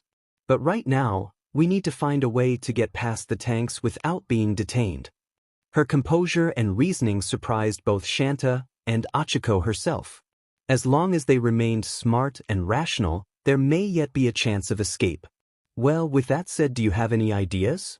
Shanta asked. Hey, you know this area better than I ever could. If there's anyone that's going to figure out a way home, it's you. Shanta responded with a quick nod as she rattled her brain, mentally searching for a sensible route. Moments had passed. The sound of metal gears on cobblestone and shallow groans from Yoroi were all that filled the dead of night. Shanta, do you have anything? Yoro really doesn't seem to be getting any better, pressed Ochako. A minor panic could be registered in her voice. Give me a minute, I'm thinking. Wait, what about the drainage system? It hasn't flooded in a couple of days now, so the tunnels shouldn't be that full, and there's a manhole cover right outside our home. If we can get past the street, there should be an entrance just 2 blocks from here. Hope briefly returned to Shanta. Her plan triggered a sly grin on Ochiko's face. Perfect, we have our way in. Now the only problem is getting past these tanks. We need to wait for an opening. Several moments passed. The green headlights continued to scan the streets with a menacing fluorescence. After minutes passed, the green lights began to dim as they wheeled themselves off to another area for surveillance. Now's our chance, let's go. Both Ochako and Shanta once again hoisted Yoroi on their shoulders, bolting as fast as they could down the streets of Galliedenn. Once they had reached their destination after 2 blocks, they collapsed once again on the side of an alleyway, catching their breath as the green headlights returned once again to survey the area. Ochako reached for the manhole cover, and with some strain managed to hoist it out of its fixing. All right, Pa, you're going to need to climb down this ladder with us. You think you can manage? Shanta clasped Yoroi's hands gingerly in an attempt to both comfort him and get his attention. Barely registering, Yoroi gave a feeble nod and proceeded to descend the hatch. A moment later, they found themselves knee-deep in water. The tunnel they had entered formed a perfect semicircle with several meters in diameter. The entire setting was dimly lit by faint orange lights, making it almost impossible to observe the full length of the tunnel. The footwear that they had donned flooded with grime and sludge, making it even harder to maneuver against the current. I am seriously regretting your plan right now, Shanta, Ochako protested as she strained against the tide. Just shut up and move, we need to get home quick before the Dobby and his cronies start ransacking houses. After what felt like hours had passed, Shanta gave the signal to stop. Another ladder presented itself to them. So, if my orientation isn't that off, this hatch should lead us right next to my house. Should? Questioned Achiko, cocking one eyebrow. And what if we end up crawling right up to a horde of tanks? Come on, give me some credit. I got us all the way here, didn't I? Yoroi, I'm sorry, but you'll have to climb up one more time. I'll go first and remove the cover. You can tail me, that leaves Achiko right behind you, providing support. With that command, the trio scaled the ladder. Their breath was shallow and heavy. If Shanta found this taxing, she could not imagine how a man of Yoroi's age could perform all these tasks, especially in his current condition. Once they had reached the cover, Shanta once again lifted the lid slightly to stealthily observe her surroundings. Her house was only feet away, and not a single vigilant droid was in sight. Guys, it looks like now is our chance, everyone let's go. It's just a beeline towards the house. Shanta hastily shoved the cover aside and aided the ascension of both party members up the ladder. Once they had reached the surface, Achiko and Shanta once again assumed the position of supporting Yoroi's weight and bolted for the steel door. Their steps remained heavy from the water that had accumulated in their boots. Although the three seemed exhausted, they ran on, their muse being Achiko's plan to escape the country, away from this dominating militia. Achiko twisted her head back, surveying the area. She could make out the faint green lights that grew brighter and brighter as they veered yet another street corner. Shanta, I thought you said we were clear? Achiko whispered in a frazzled manner. We are, don't worry, we're right outside the door. Shanta fumbled for the keys she had tucked away in her bag. Gripping them firmly, she turned the door and swung it open. While the struggle appeared to have left Yoroi half-conscious, Achiko and Shanta craned their necks up in horror, recognizing the tall, cladded figure before them. Let's talk, Dobby snarled as he loomed their trembling figures. There is absolutely no way you're still considering keeping that thing around, bellowed Bakugu as he inched away from the orb, clearly intimidated by the power the object possessed. After half an hour of bickering persisted, the cabin crew, as well as Izuku and company, found it best to allow the orb to enter the gondola. Izuku and Tenyo were able to convince the crew that if they would not allow the orb clear entry, it could simply invade the gondola by violent means. The orb, more likely than not, possessed the ability to break through the vacuumed hull. This was a risk the cabin was not willing to take. Don't be scared, Bakugu, he's actually quite friendly. You just have to get to know him. Izuku teased as he laid on his table, tossing his spherical friend in the air repeatedly. His mood significantly improved once the orb had entered the premise, as the android greeted him with a playful nuzzle to the chin. Get to know him? It's an object. Actually, scratch that, it's a weapon. There's no point in anthropomorphizing it. That reminds me, we should name him, shouldn't we? Denki exclaimed eagerly. Oh wow, you're right, Denki. I guess I never came around to doing that.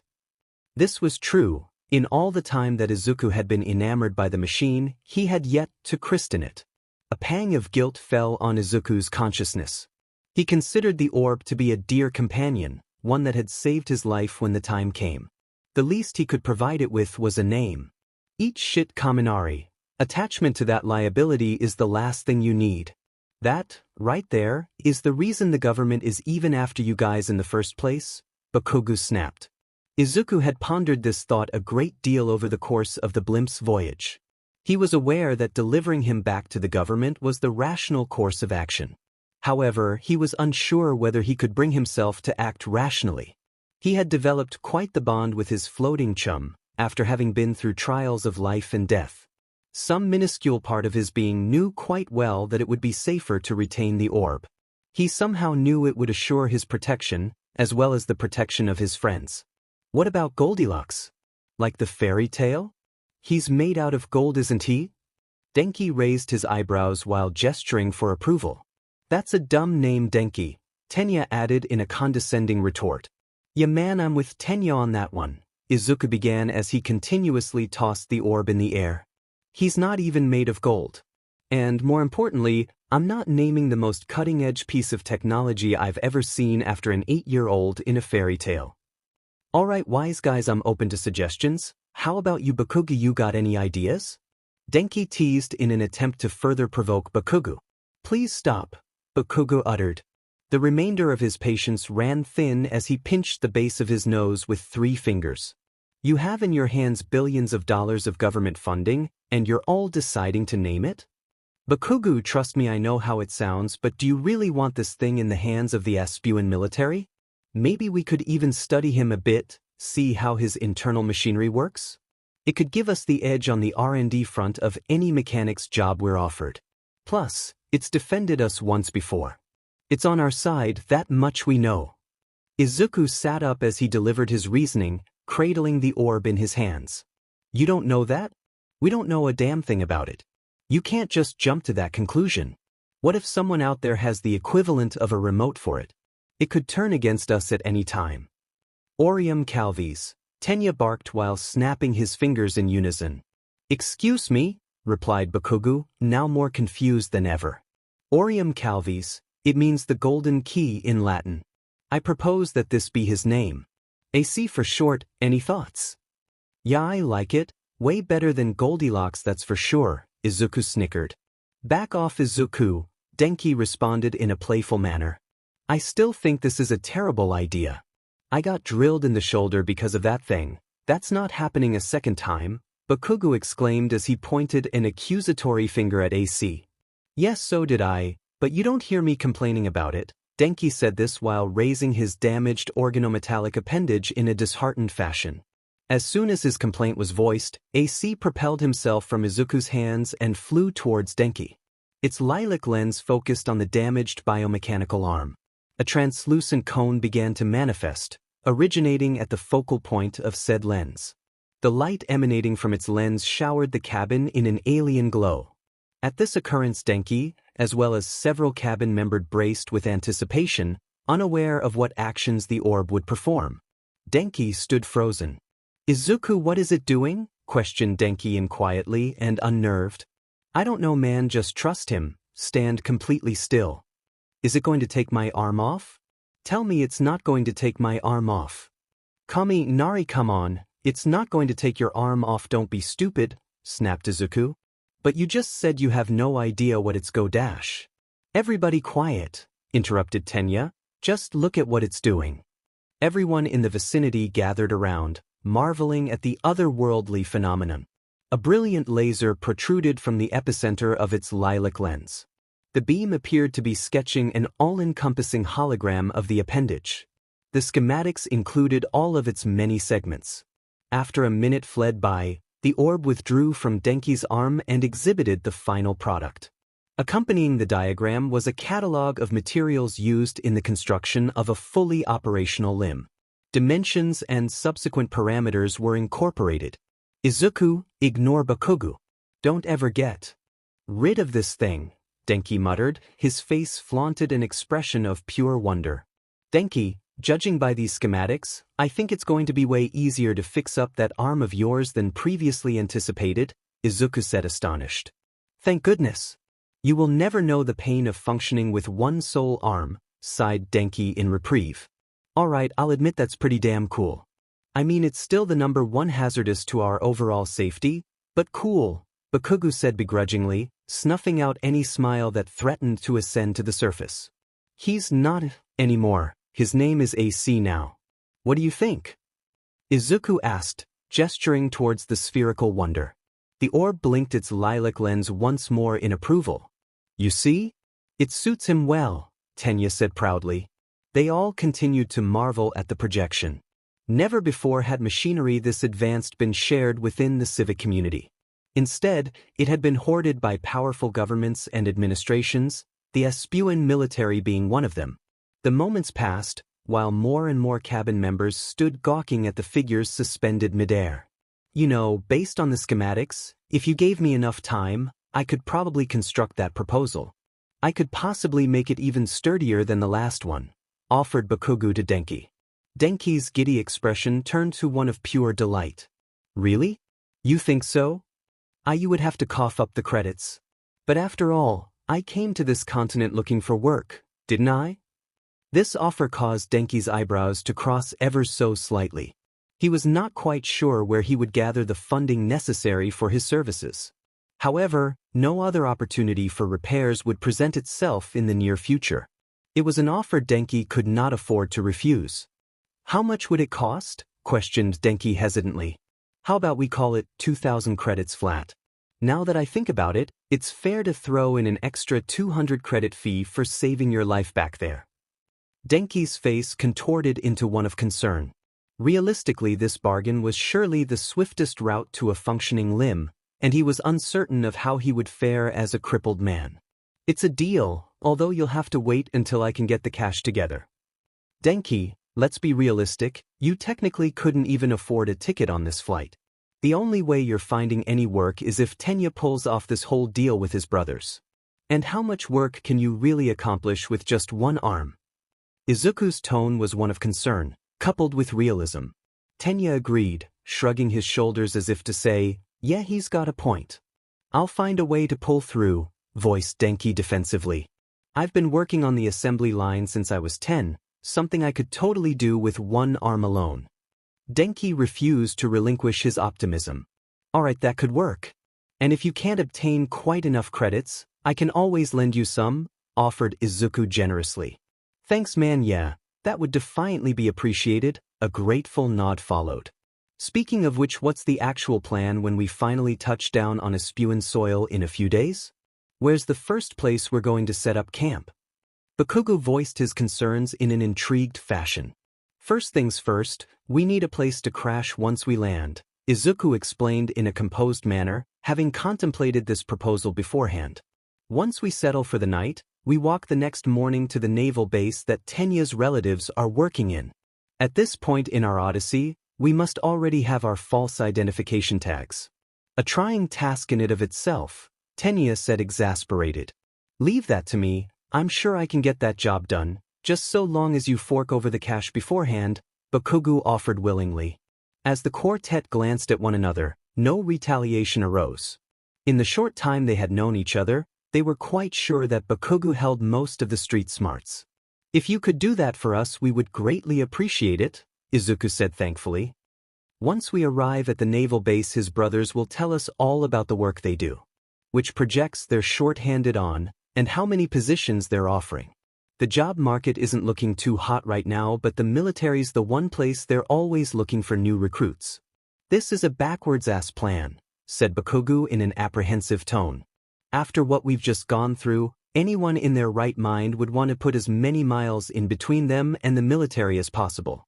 Instead, we're looking to get hired instead, he scoffed. It's not as though we have many options, Tenya countered, and it will not be a permanent occupation. Once the opportunity presents itself, we will look for employment elsewhere. Alright, so the plan is set. My only worry is getting caught, Bakugo responded. I'd hate to think of what the government might subject us to if they ever get their hands on us. 4 days had fleeted by during their voyage. In most weekly voyages, travelers spend the vast majority of their time conversing about their destination, greeting strangers, and exchanging small talk. This voyage, however, strayed from the common. The skirmish that took place moments before the flight was the central theme. This led to a shroud of unease that settled in the crowd, tethered with the fear and anticipation of what action authorities would take once they had landed. Bakugo had somewhat united with Izuku assemblage. Hours of strategical preparation and political discussion had been had between the cluster over stale meals and burnt coffee. They had grown somewhat accustomed to his strong mannerisms. All members shared similar civil views and were aware of the tribulations and faults revolved around Aspu. The mores of democracy were askew within. Piety over the establishment was custom, though no outsider could understand why. The well-being of the average citizen was far from priority, while capital gain held precedence. Clans of 1,000 kind had formed, and individualism amongst voters gave way to narrow horizons. The incentive to migrate and uproot to this alien terrain was for survival, and a chance at luxury. This was the aim of all who traveled there, and all who resided. In most cases, this objective had been one forged from materialism and avarice. although some acted through an altruistic lens. To Izuku, this seemed like the only reasonable way of gaining a stable income for both himself and his family. Now remember guys, it's going to be a long way up to the top, even harder for us cause we're foreigners. We're going to have to work our asses off if we want to make it big there, said Bakugo promisingly. I mean, we can do it through right? We've all been employed since we were young, we know how it works, said Denki with a shrug of the shoulders.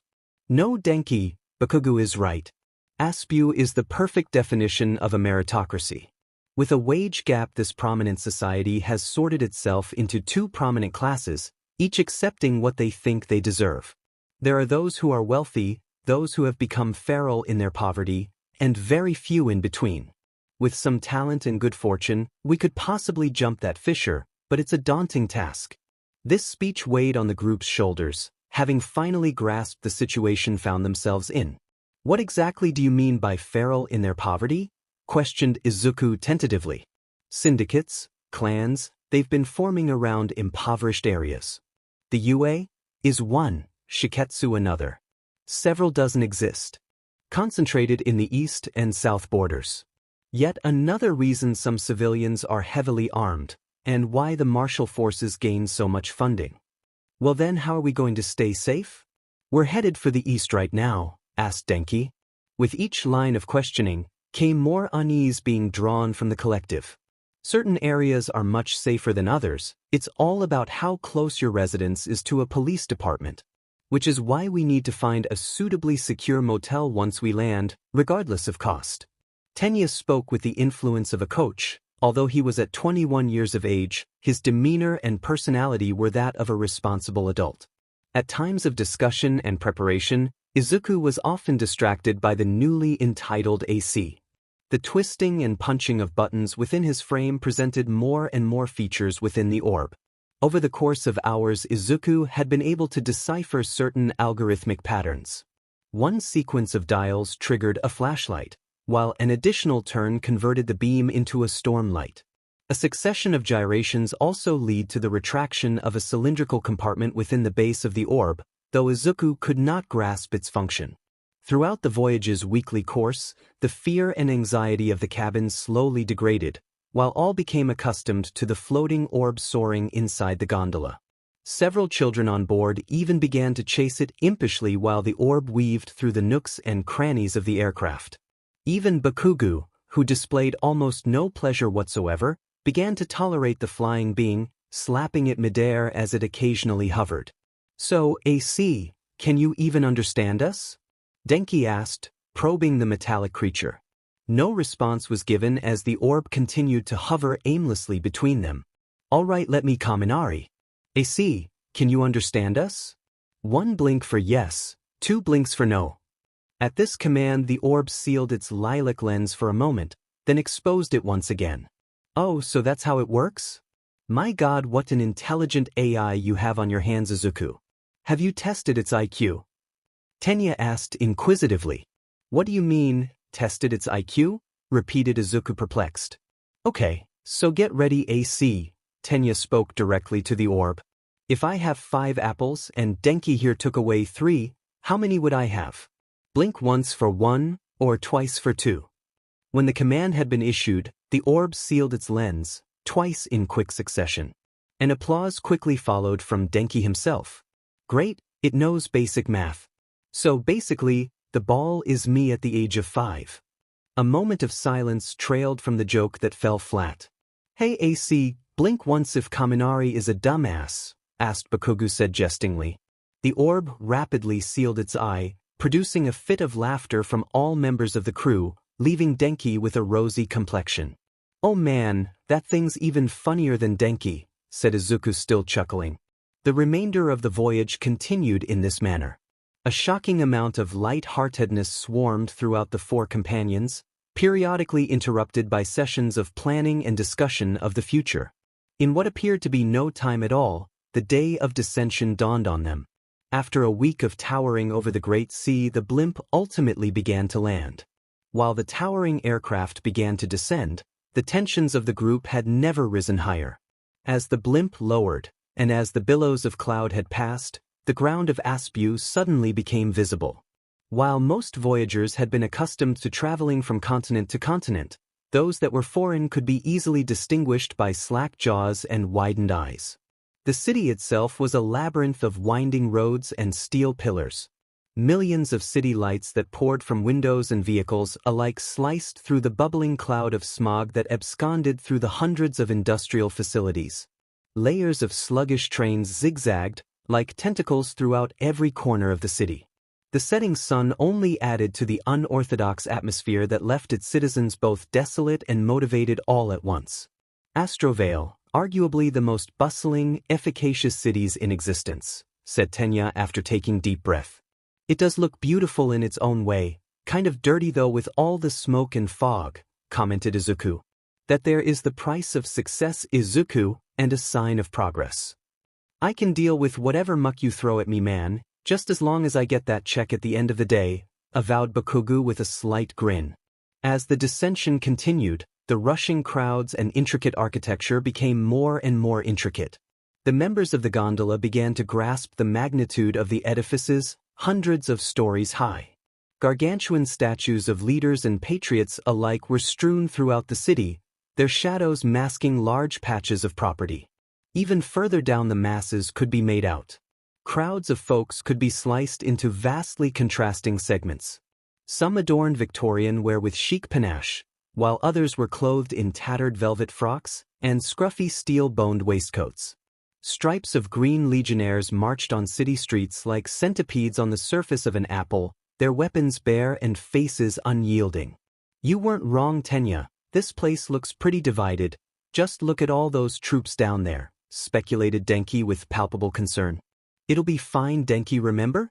Just stay near the guys in green and we should be good, said Izuku comfortingly with a firm slap on the back. A note of hesitation could be registered in the consoling comment, however. As Izuku bared down on the soldiers and ruffians below, he was reminded of the concern he harvested for the well-being of his family and of Ochiko. He often found himself visualizing his comrades from Mix Bar, being found in beleaguered scenarios of torture and interrogation, being grilled time and time again for his own whereabouts. His face sombered at the dreaded thought. Tenya, the first thing I want to do when we land is find some way to contact Shanta and Yoroi, see how they're doing, asked the resolved Izuku. We've gone over this, Izuku. We'll do that as soon as we can, although finding Tensei and Tento is our top priority. My brothers will know the area, and we must first become acquainted with the area before all else. I'll be sure to call them on the first payphone I see. Just make sure you hide AC in your knapsack, all right? Yeah, I got it. You heard him, AC in the bag. Doing as he obeyed, the golden sphere quickly flew into the brown knapsack slung over Izuku's shoulder. His lens began to close, indicating the droid was out of commission for a short while. With only meters now separating the blimp from the Earth, the landing strip could be viewed in clear focus. Patches of heavily armored soldiers formed segments all across the aerial port, accompanied by teams of tanks. Their expressions were grim, as if anticipating a scuffle of some kind. All eyes were on the descending blimp. Do you think they're here for us? Asked Denki, a rhetorical question that warranted no response. The answer was a resounding yes. Guys, we planned for this already, all right? Come on, let's move, commanded Izuku. In a brisk pace, the four companions began retreating to the rear of the gondola. The clamor of pistons and gears churning could be registered from their backs, indicating the dropping of the titanium ramp. Within minutes, the foot soldiers would occupy the entire cabin, leaving them surrounded. Quickly in here, gestured Tenya, waving at the lavatories. One by one they entered, bolting the door behind them, in addition to reinforcing it with a propped leather chair. After a week of use, with no cleansing being performed, the bathrooms were left in horrendous condition. Graffiti and loose toilet paper were strewn about the room as the smell attacked the nostrils. Everyone in the stall, directed Tenya once more. Dude, I'm really not a fan of tight spaces. Is there any way to avoid this part of the plan? Asked Denki. Suck it up, Kaminari. After seeing what's outside, you think we really have any other choice? Grilled Bakugo. A lax whimper escaped from Denki involuntarily, one that grew louder as they began to occupy the leftmost stall. The chamber was limited, constricting the use and movement of all four members. Izuku, your elbow is literally digging into my ribcage, Bakugo protested. What do you want from me, man? This place is like 1 meter by 1 meter. Whatever, can you just wake up your thing and get this over with? We don't have a whole lot of time. At this request, Izuku unlatched his knapsack once again, while opening the cover fold. The golden globe remained motionless, its lens bolted as if the machine itself possessed the ability to slumber. Come on AC, wake up, said Izuku as he shook the pack. You better hurry, man. By now everyone's cleared out of the blimp, and the troops are going to be here any minute, Denki exclaimed anxiously. Tension grew, as Izuku began to shake the knapsack more violently. The droid continued to remain dormant. AC, don't let me down, bud. We really need to clear out of here. Beads of cold sweat began to form on Izuku's brow, while his breathing grew shallower. I think I can hear footsteps coming this way, Tenya said while tapping on Izuku's shoulder, in a manner which read, hurry up. AC, turn on, Bakugo barked with a fury. At this final request the machine activated, its lens darting at each corner of the overcrowded chamber. Concurrently, a thumping on the outer door was heard, resonating within the confined lavatory. This is the police. Open this door immediately or you will be taken into custody, said an unyielding voice from the other side of the frame. The atmosphere quickly rose from a nervous ambience to a startled panic. Tenya reached for the golden orb, knocking shoulders and skulls within the narrow area. AC, quickly, can you find a way to sneak out of this bathroom? A quick flicker of the lens was given in response. An empty moment passed, followed by a fierce hammering of the restroom entrance. Okay, well then do it already, bellowed Bakugo, clearly spiraling. In an instant the golden sphere shot downwards, storming through all members in the stall. A computerized din resonated through the orb, escalating to an uproar. Suddenly a white-hot laser radiated from the lens, gashing through the sturdy cabin bellow. In unison the entire group barked in surprise as a globular slice began to form on paneled bathroom floor. Anxieties peaked as the creaks of the wood being caved in from the bathroom entrance matted with the squeal of beams cutting through metal. Hectic ramblings of mortality and imprisonment were hollered from all members of the group.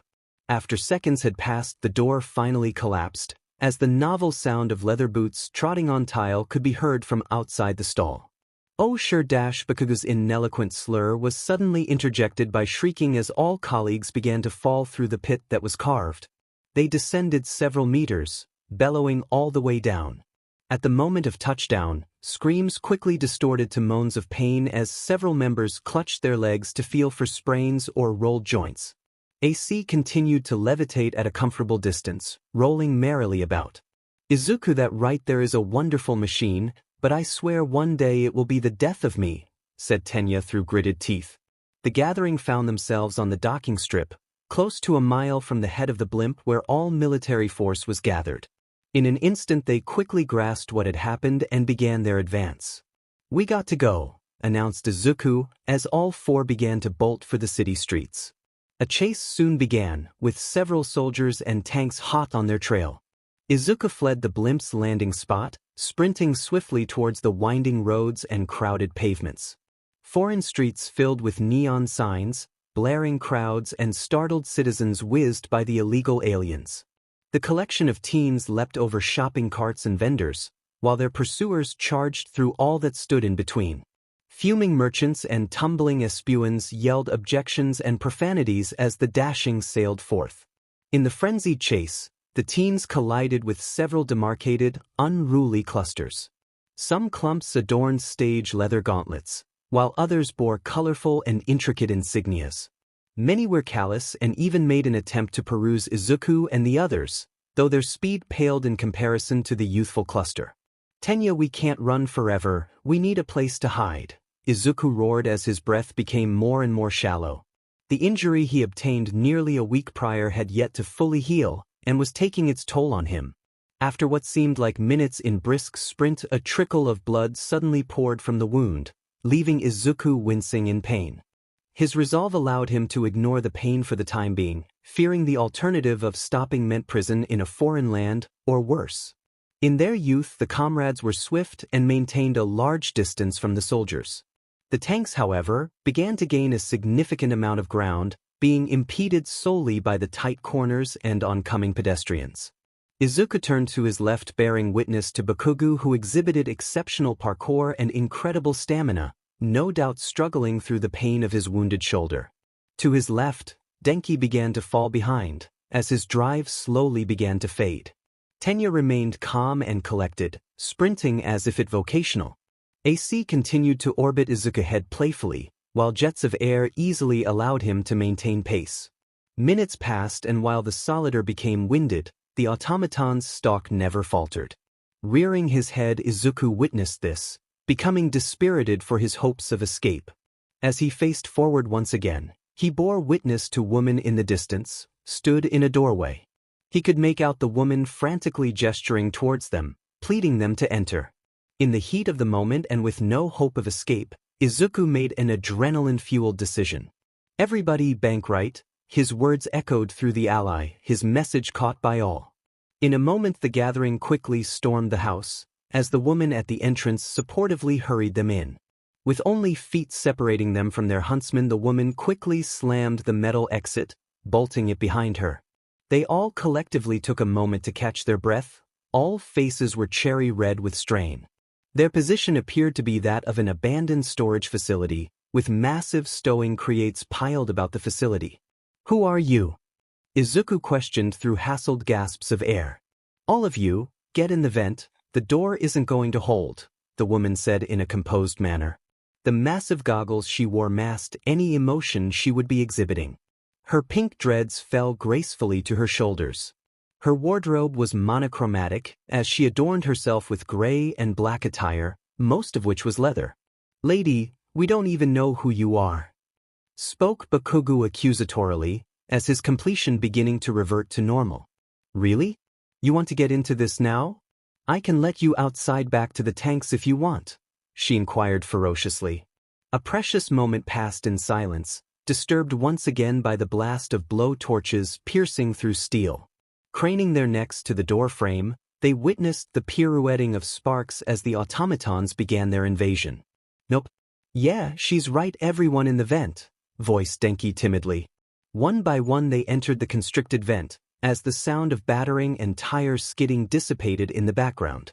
With no time to catch their breath, they began to crawl their way through, chafing their elbows and knees on the tough fabric that strained against the iron walls. After minutes of stubborn crawling had passed, the gathering had reached the end of the shaft, finding themselves in a congested arena. A loud echo like 1,000 fragments of metallic cutlery crashing on a chalkboard resonated from the vent behind them, indicating the final collapse of the door. A moment had passed, though it seemed as though the pursuit had terminated, with no foreign enemies flooding through the ventilation shaft. The group found themselves at yet another bustling center, what appeared to them to be a market of some sort. "This is the center, you'll be safe here, they won't be able to squeeze through the vent," the woman said in a composed manner. The fear and adrenaline coursing through the cluster began to subside as they regained their breaths. Reflecting on the initial chaos of embarking on the blimp, followed by the frenzied chase that came to pass, Izuku became worried that he would grow accustomed to these near-death excursions. Out of the corner of his eye, Izuku observed Denki as he arched his back, looking very pale. He worried that the venture they're partaking in was becoming too much for his colleague. "All right, now can you tell us who you are?" Bakugo catechized once more. Intentionally ignoring Bakugo's request, the woman instead surveyed the crowd of young men in front of her. Once her eyes met AC, she exhibited a faint eyebrow raise, at last exhibiting some form of human expression. "My name is Mei Hatsum, you can call me Mei if you'd prefer," she added, shaking Bakugo's hand, though her yellow sights found their way to Tenya, lingering there for quite some time. "Well, because he's not one for greetings, I'll go ahead and say it for him," Tenya proclaimed as he bustled Bakugo aside, firmly seizing her gloved hands. "We're eternally grateful for your help, it's an absolute pleasure to meet you." She glanced downwards sheepishly before directing her sights to the floating globe once more. "That right there is a beautiful baby you got yourself," she exclaimed, pointing at the levitating orb. Responding in fashion, AC gyrated rapidly for a quick moment, which Izuku later realized was an expression of glee. "He's not for sale," proclaimed Izuku harshly. A low snicker escaped Hatsum's lips. Don't worry kids, I'm not here to hurt you, I'm a friend. I can also recognize a couple of foreigners when I see them, and people like us have to look out for one another, you feel? You aren't from around here either? Asked Tenya inquisitively, finally releasing her hand gingerly. No, what I mean is us lower-class folks have to stick together. 2/3 of the fellows here live under the poverty line, something you'll be all too familiar with here, she said in a supporting tone. Well, if that's the case, can you help us find 'em? Backapeak Bay, said Tenya whilst scanning a map he rummaged from his rear pocket. There are brothers of mine that I need to see right away. At this Hatsum cocked an eyebrow, the sly smirk once again returning to her face. Hun, if I were you, my biggest worry would be the military brigade that's after you and your crew, she said cautiously. No, you don't understand, I need to find them, they work for the Espuan Navy, they'll have some sense of how to approach the situation. Tenya spoke coolly, in his attempt to disclose as little information as possible to the stranger. All right, May spoke with a sigh. She approached both Tenya, who currently held the map, leaning in much too close for comfort. Tenya remained composed as she began to pinpoint locations on the plot. Right now, ringing the Navy's doorbell would be the last thing I'd want to do. But if you insist on going to Backapeak Bay, you'll have to head past the central marketplace, walk through the shopping centers, and you'll find yourself near the ocean side. Once you're there, go east. I assume you don't have a car, which in that case leaves you with a 10-hour trail to the bay you're looking for, quite a long trek to be doing at 7 in the afternoon. While she spoke, her hands gestured towards each location, giving Tenya the navigator a clear idea of where to proceed. Thank you for all your help, said Izuku gratefully, having regained some hope regarding Espuan locals and society. You guys take care, I'll be seeing you around, she replied, walking off, providing a playful salute in the process. Her eyes darted once more between Tenya and the orb before pivoting away in a whistle. She seems nice, Denki said cheekily, elbowing Ida in the side of the ribs. Yeah, she did, Tenya said defensively. Let's hope the rest of these folks can display the same hospitality. I told you I have no clue where they could be headed, she whimpered for the 7th consecutive time that evening. Shanta found herself bound to a splintered wooden chair, her hands chafed and bruised from the rough cable that bound them behind her. The cell she had resided in for the past 2 days was constricting, complete with an iron-bound door and a barred window. The chamber proved damper than the lowest tide shacks found in Galliedenn, a feat in it of itself. What she found most excruciating was not the constant interrogation nor the violence that found its way to her, but the constant pangs of seawater that dosed from the ceiling, leaving her body glacial and immobile. She had been face to face with Dobby for the 3rd time that day. His confident and boastful nature had transformed to that of cornered animal. Upon first glance, she stifled a shriek as her atrocity appeared before her. What was once a plain-looking human was now gauzed from face to foot. Protruding skin revealed repugnant purple blemishes and putrid scarring. The man had been maimed for life, the prompting of which was unbeknownst to her for almost an entire day. She had discovered later, through eavesdropping the faint disputes argued from the other side of the iron-clasped door, that it was none other than the golden orb that had maimed him so harshly.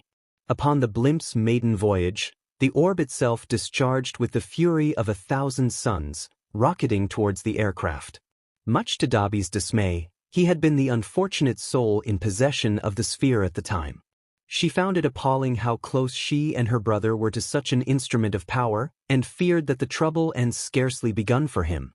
Listen girl, I am not buying into the fact that that heaping pile of rubble just randomly fell into your brother's lap, and that his dumb ass was just happened to be able to turn it on. I've just about had enough of trying to find this damn thing, given all the crap I've had to go through. So just make it easy on me and tell me where it's going. His voice was sinister, dripping with malice. His patience ran thin. You had it, didn't you? The strong front she had attempted to show quickly subsided, as her voice grew softer through chattering teeth. Dobby's eyes flared with a fury once more. Yes, we did. And the moment we secured the damn thing it flew off, wounding 24 of my men in the hospital, and causing thousands of dollars in property damage. Not to mention this, he shrieked manically as he gestured to his entire being. That dumpster fire is now an enemy of the state, and you'll be next on the list unless you answer the goddamn question, where did it go? As Dobby spoke, his voice raised to a booming roar, as Shanta grew more and more worried of the harm he would inflict on her. Please, I told you everything I know. I had no idea it could even move until I saw it with Izuku at the blimp port, I swear. Alright then, well let me ask you this. Where is your runt of a brother headed towards? We find the boy, we find the globe, and then this will all be over. Shanta hesitated. Silence was all that she offered. The fear of what this man might do to her brother left her paralyzed, as she prayed for any escape possible. Dobby's eye twitched as his tolerance drew to an end. He struck Shanta in the stomach with a swiftness she herself could not even register. Her head reared forward, as both she and the chair toppled over like a sack of potatoes. The fear she had felt just moments ago gave way to pure shock. She had become slightly dazed from the blow. If you don't tell me where that ginger runt is, it's going to be my ass on the line, so I'll ask you one last time, where is he? Just when Shanta assumed the interrogator's voice could not get any louder, the blare he issued reached a register that could be heard for Izuku. Astrovale. He went to Astrovale. Her words no longer left in intervals of sobs or whimpers but departed in a soft whisper, like a child murmuring in slumber. Thank you, now was that so hard? Dobby said facetiously as he pivoted, facing the iron door. He knocked on the metal, leaving 3 trill dins resonating in the air. The gate then flung open, departing with muttering curses and shrugged shoulders. Shanta scrutinized her emotions, shocked to find scorching anger rather than anguish. She was livid at the state of her lodgings, of the harm the government had caused to her and her family, and of the terrible acts that could be cast down upon Yoroi and Izuku. The tears that commenced swamping over her rosy cheeks were brought about by a sea of indignation, so resilient she scarcely felt the throbbing pain in her hand left behind by the sudden fall. She now lay there unattended. The moisture of the cobblestone floor seeped into her hair and garments. She could sense the texture of her digits wrinkling in the water like stale raisins. To her, the condition she found herself in was almost implausible. To the best of her political prowess, a foreign government such as Aspu held no right to invade and interrogate overseas populace in this punitive manner. This only sharpened the blades of worry driving into her sternum, making her wonder just how a gentle brother such as Izuku could thrive in an administration that would allow this. Just as her fretted train of thought began to pick up speed, the clattering of tin on steel resounded from the uppermost corner of her cell. Craning her head skyward, she saw the familiar shape of a rectangular head and tightly groomed beard eclipsing the setting sun that peeped through the bars. Hitoshiri! Shanta yelped, culminating a blend of incredulity and pure relief. The lad responded not with words, resting only his index finger upon his lips, indicating silence. His tired eyes and lavender mane provided her with a comfort that knew no bounds. With absence of register, he mouthed the words, "I'm going to get you out," just as he vanished from the view of the minuscule frame. In his brief absence, attentions to liberation were quickly eroded to those of fretfulness. Her eyes began to dart rapidly from door to window, like children on caffeine. The fear she had for her own safety now doubled, knowing Shinso's life was now in jeopardy as well. Not more than 2 minutes passed before he returned, fitting a torso-sized hook to the bars of her cell. Accompanying the hook was a sturdy, industrialized steel cable. "The second we pry this, I'll dash in and we make a break for it," he whispered cautiously. Adrenaline pulsated through her extremities, preparing to make the dash when necessary. However, doubt clouded her mind. She was certain of the fact that the guards patrolling the exterior hallway would overhear the sound of prying metal from flagstone. She was uncertain, however, whether the time allotted for an escape would be sufficient. Time for further contemplation was halted, once the piercing clamor of yielding steel reverberated about all corners of the cell. A second later the rods gave way, tearing with a final squeal, leaving behind a heap of scattered stones and a storm of dust. A soft ringing began to buzz about her eardrum from the sudden assault of noise. With the hole now double in size from the damage it had amassed, Hitoshi was able to slide his large physique through with a great deal of struggle.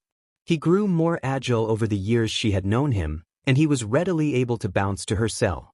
However, his broad shoulders scarcely found their way through the frame, as skin abraded away against hard concrete with a wince. He landed like a cat on his feet, bolting to straighten her chair right side up, and began to work on the knots that bound her in place. "Thank you so much, Hitoshi, I can't thank you enough," she said, unable to mask the relief in her tenor. Though he feverishly went to work on the ropes that bound her, she leant her head back, nuzzling between the shoulder and neck of her liberator. "Shanta, I got you. And you can thank me once we get out of here, and once I get these Boy Scout knots undone," he snarled, straining from the effort of undoing the military-grade bonds. "Wait, if you're here then who's running the crane?" she asked, knowing full well the clasp and force delivered to the cell could be exercised solely by that of a crane. "A friend of mine in construction Mandalay, you've met her once or twice at Mixbar. She's was the one who witnessed the two of you being dragged into this dump." Emphasizing strain on that last syllable, the ropes ultimately unwound. She sprung from the chair, expending no time on pleasantries and thanks, but sprinting towards the furrow in the wall, diving through with nimbleness and grace. Pivoting back, she eased Hitoshi through the groove, though her scrawny frame and lack of traction provided little aid. With the remainder of her strength, she gave a final heave as her accomplice burst through the cell. A moment was taken to catch her breath, valuing the first lungful of summer air she had inhaled in 2 days and nights. Her retina adjusted to the radiant sun that scintillated the metallic architecture stunningly. With his lungs unceasingly gulping tuffets of sweet air, she lunged for a loving embrace. Hitoshi's body was trembling through effort and nerves, while Shanta's was caked with cloudy stagnant spray from the cell's floor. Yet, the uncomfortable state of being did very little to obstruct the affectionate grip they so desperately craved. After the few precious seconds were exhausted, he pulled away, sinking his head and shoulders so that their lips made contact. This is all she had wanted in her captive state, to feel his presence once again.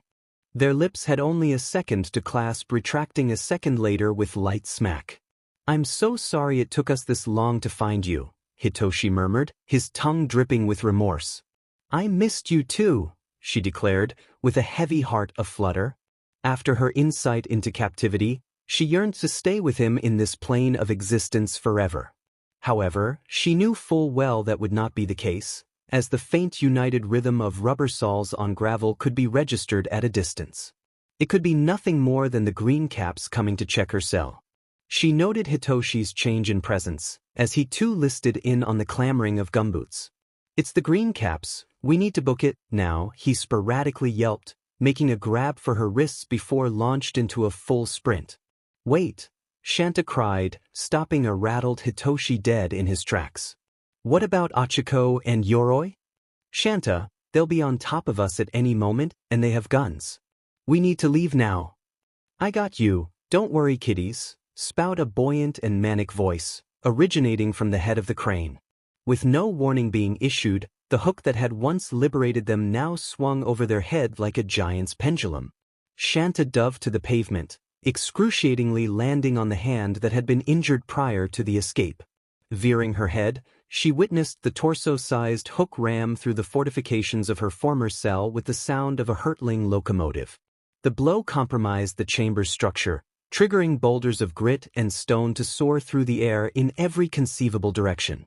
Shanta cupped the nape of her neck with her hands while lying in fetal position, in a swift attempt to avoid any debris. Hitoshi sheltered her contorted being with his much larger frame, shielding her of any debris. Her cell collapsed on itself, leaving the shelter she had grown so much disdain behind in a mesh of sooty ruins. "Well, that takes care of that now, doesn't it?" The gleeful observation came from the crane operator Mandalay. Her chestnut hair and feline features appeared all too joyous for their current occasion. "What happened to discretion, who? Do you want to warn the whole army?" bellowed Hitoshi heatedly. "You almost hit Shanta. Can it Shinso, we needed more time, and I just bought us some. This sham of a makeshift prison only has one more exit, and that's hundreds of meters north. Now who else was it you needed to save dear?" Mandalay responded, beaming widely at Shanta with a display of teeth far larger than average. "Achiko and Yoroi, Hitoshi, I'm sorry but I'm not leaving without them." The vein that made preeminent residence on Hitoshi's temple throbbed in frustration, as did his bulky arms. It seemed as though he embarked on this arduous mission, having formed no more than a half-baked plan. Fine, we need to hurry. I saw the green caps drag Ochako in just a couple cells to the right. Heaving the heavy crane clasp in both arms, Shanta and Hitoshi hurried through the wet mud, serenaded by a symphony of slurs and threats by the militants imprisoned in the other side of her rubble-enclosed cell. There, that one, he barked, halting just as abruptly as they had advanced. Providing no notice to the captive inside, Hitoshi fastened the clasp to the identical bars of Ochiko's cell. Once Hitoshi's thumb was raised, the sizable smile of Mandalay presented itself once more as the bars were torn fiercely once more, instigating a great cry from within the cell. Once the ruble had all fallen, and Ochako was identified from within the cell, Shanta leapt in, unsheathing the Swiss Army knife Izuku had gifted her some birthdays prior. No opportunity for speech presented itself to Ochako, for the ropes were cut through with lightning speed. The heart palpitations forming in Shanta's chest were almost too much to bear as she began to feel lightheaded. Going from 2 days in a noiseless, lifeless cell to concocting an escape whose consequence could result in her very demise made her nerves throb like violins. However, she forged on, knowing the lives of her loved ones hung in her success. She allowed Ochako to burrow through the cell first, granting her a hand to lift body across the metal framework. She quickly followed. As the two of them once again saw the light of day, scrabbling away from the dust that encompassed the air, they were immediately met by Hitoshi and Mandalay. "All right, now we need to get Yoroi," she began, cut off mid-sentence with the even greater racket of gun barrage. Dozens of meters, towards the entrance of the menacing prison, a mob of guards emptied into the mucky courtyard, opening fire at the newly unchained. The muskets they sported carried very little threat at the distance they now held, though that would change in a matter of seconds. "Sorry, dear, but we have to go," Mandalay yelled. Her eager smirk was wiped clean once the threat of death was imminent. "But what about Yoroi?" Shanta shrieked, though her legs instinctively drove her away from the crossfire and away from the prison. "Shanta, right now there is no time. If he were here, he'd tell you the same thing. He would want you to live." Hitoshi replied. Panic and sympathy accompanied his tone. She fired a glance at Ochako, expecting her to have some faint idea as to where her grandfather resided. Sadly, she was met only with a somber shrug. As the fugitives embarked on their chase, they found themselves behind the cover of a spiraling windmill, only meters from the city. As they all gathered behind their temporary asylum, a speeding bullet whizzed inches from Shanta's temple, fanning her emerald hair. Conscious of the abilities and peril her captives possessed, she could discern the identity of the shooter as none other than Dabi. The 4 party members swiftly darted eyes amongst one another, all unsure of how to proceed. Mandalay was the first to insinuate a getaway proposal. "We can hide in the city. Most tanks and green caps that have been patrolling the boulevards have scattered by now.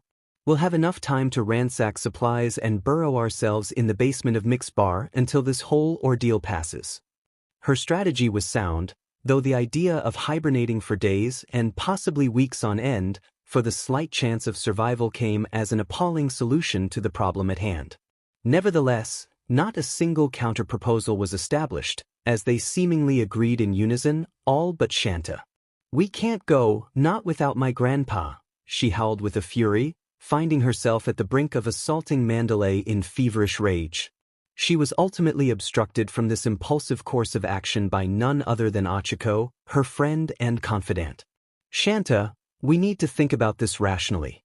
We can't delay them any further, and if we don't scram now then Dabi is going to pick us off one by one." Shanta strained to get a word in edgewise, though Ochiko's train of sagacity sized to break. "How are we going to prove more useful to Yoroi as fugitives out there, or as corpses here?" Hitoshi clasped her hands, treating her to a commiserating look as they endured the deafening drumming of a barrage. "If we can make it to the snaking boulevards of South Galliedenn, we'll be able to lose them. From there, we'll camp out at Mix Bar until they give up on the search." With the arrangements now in order, and a uniform agreement passed on to all party members, they began their sprint to Sanctuary. And with that, misty buckets scattered over Shanta's vision, as she and her fellow convicts dashed towards the catawampus, Metalloid structures of Galliedenn.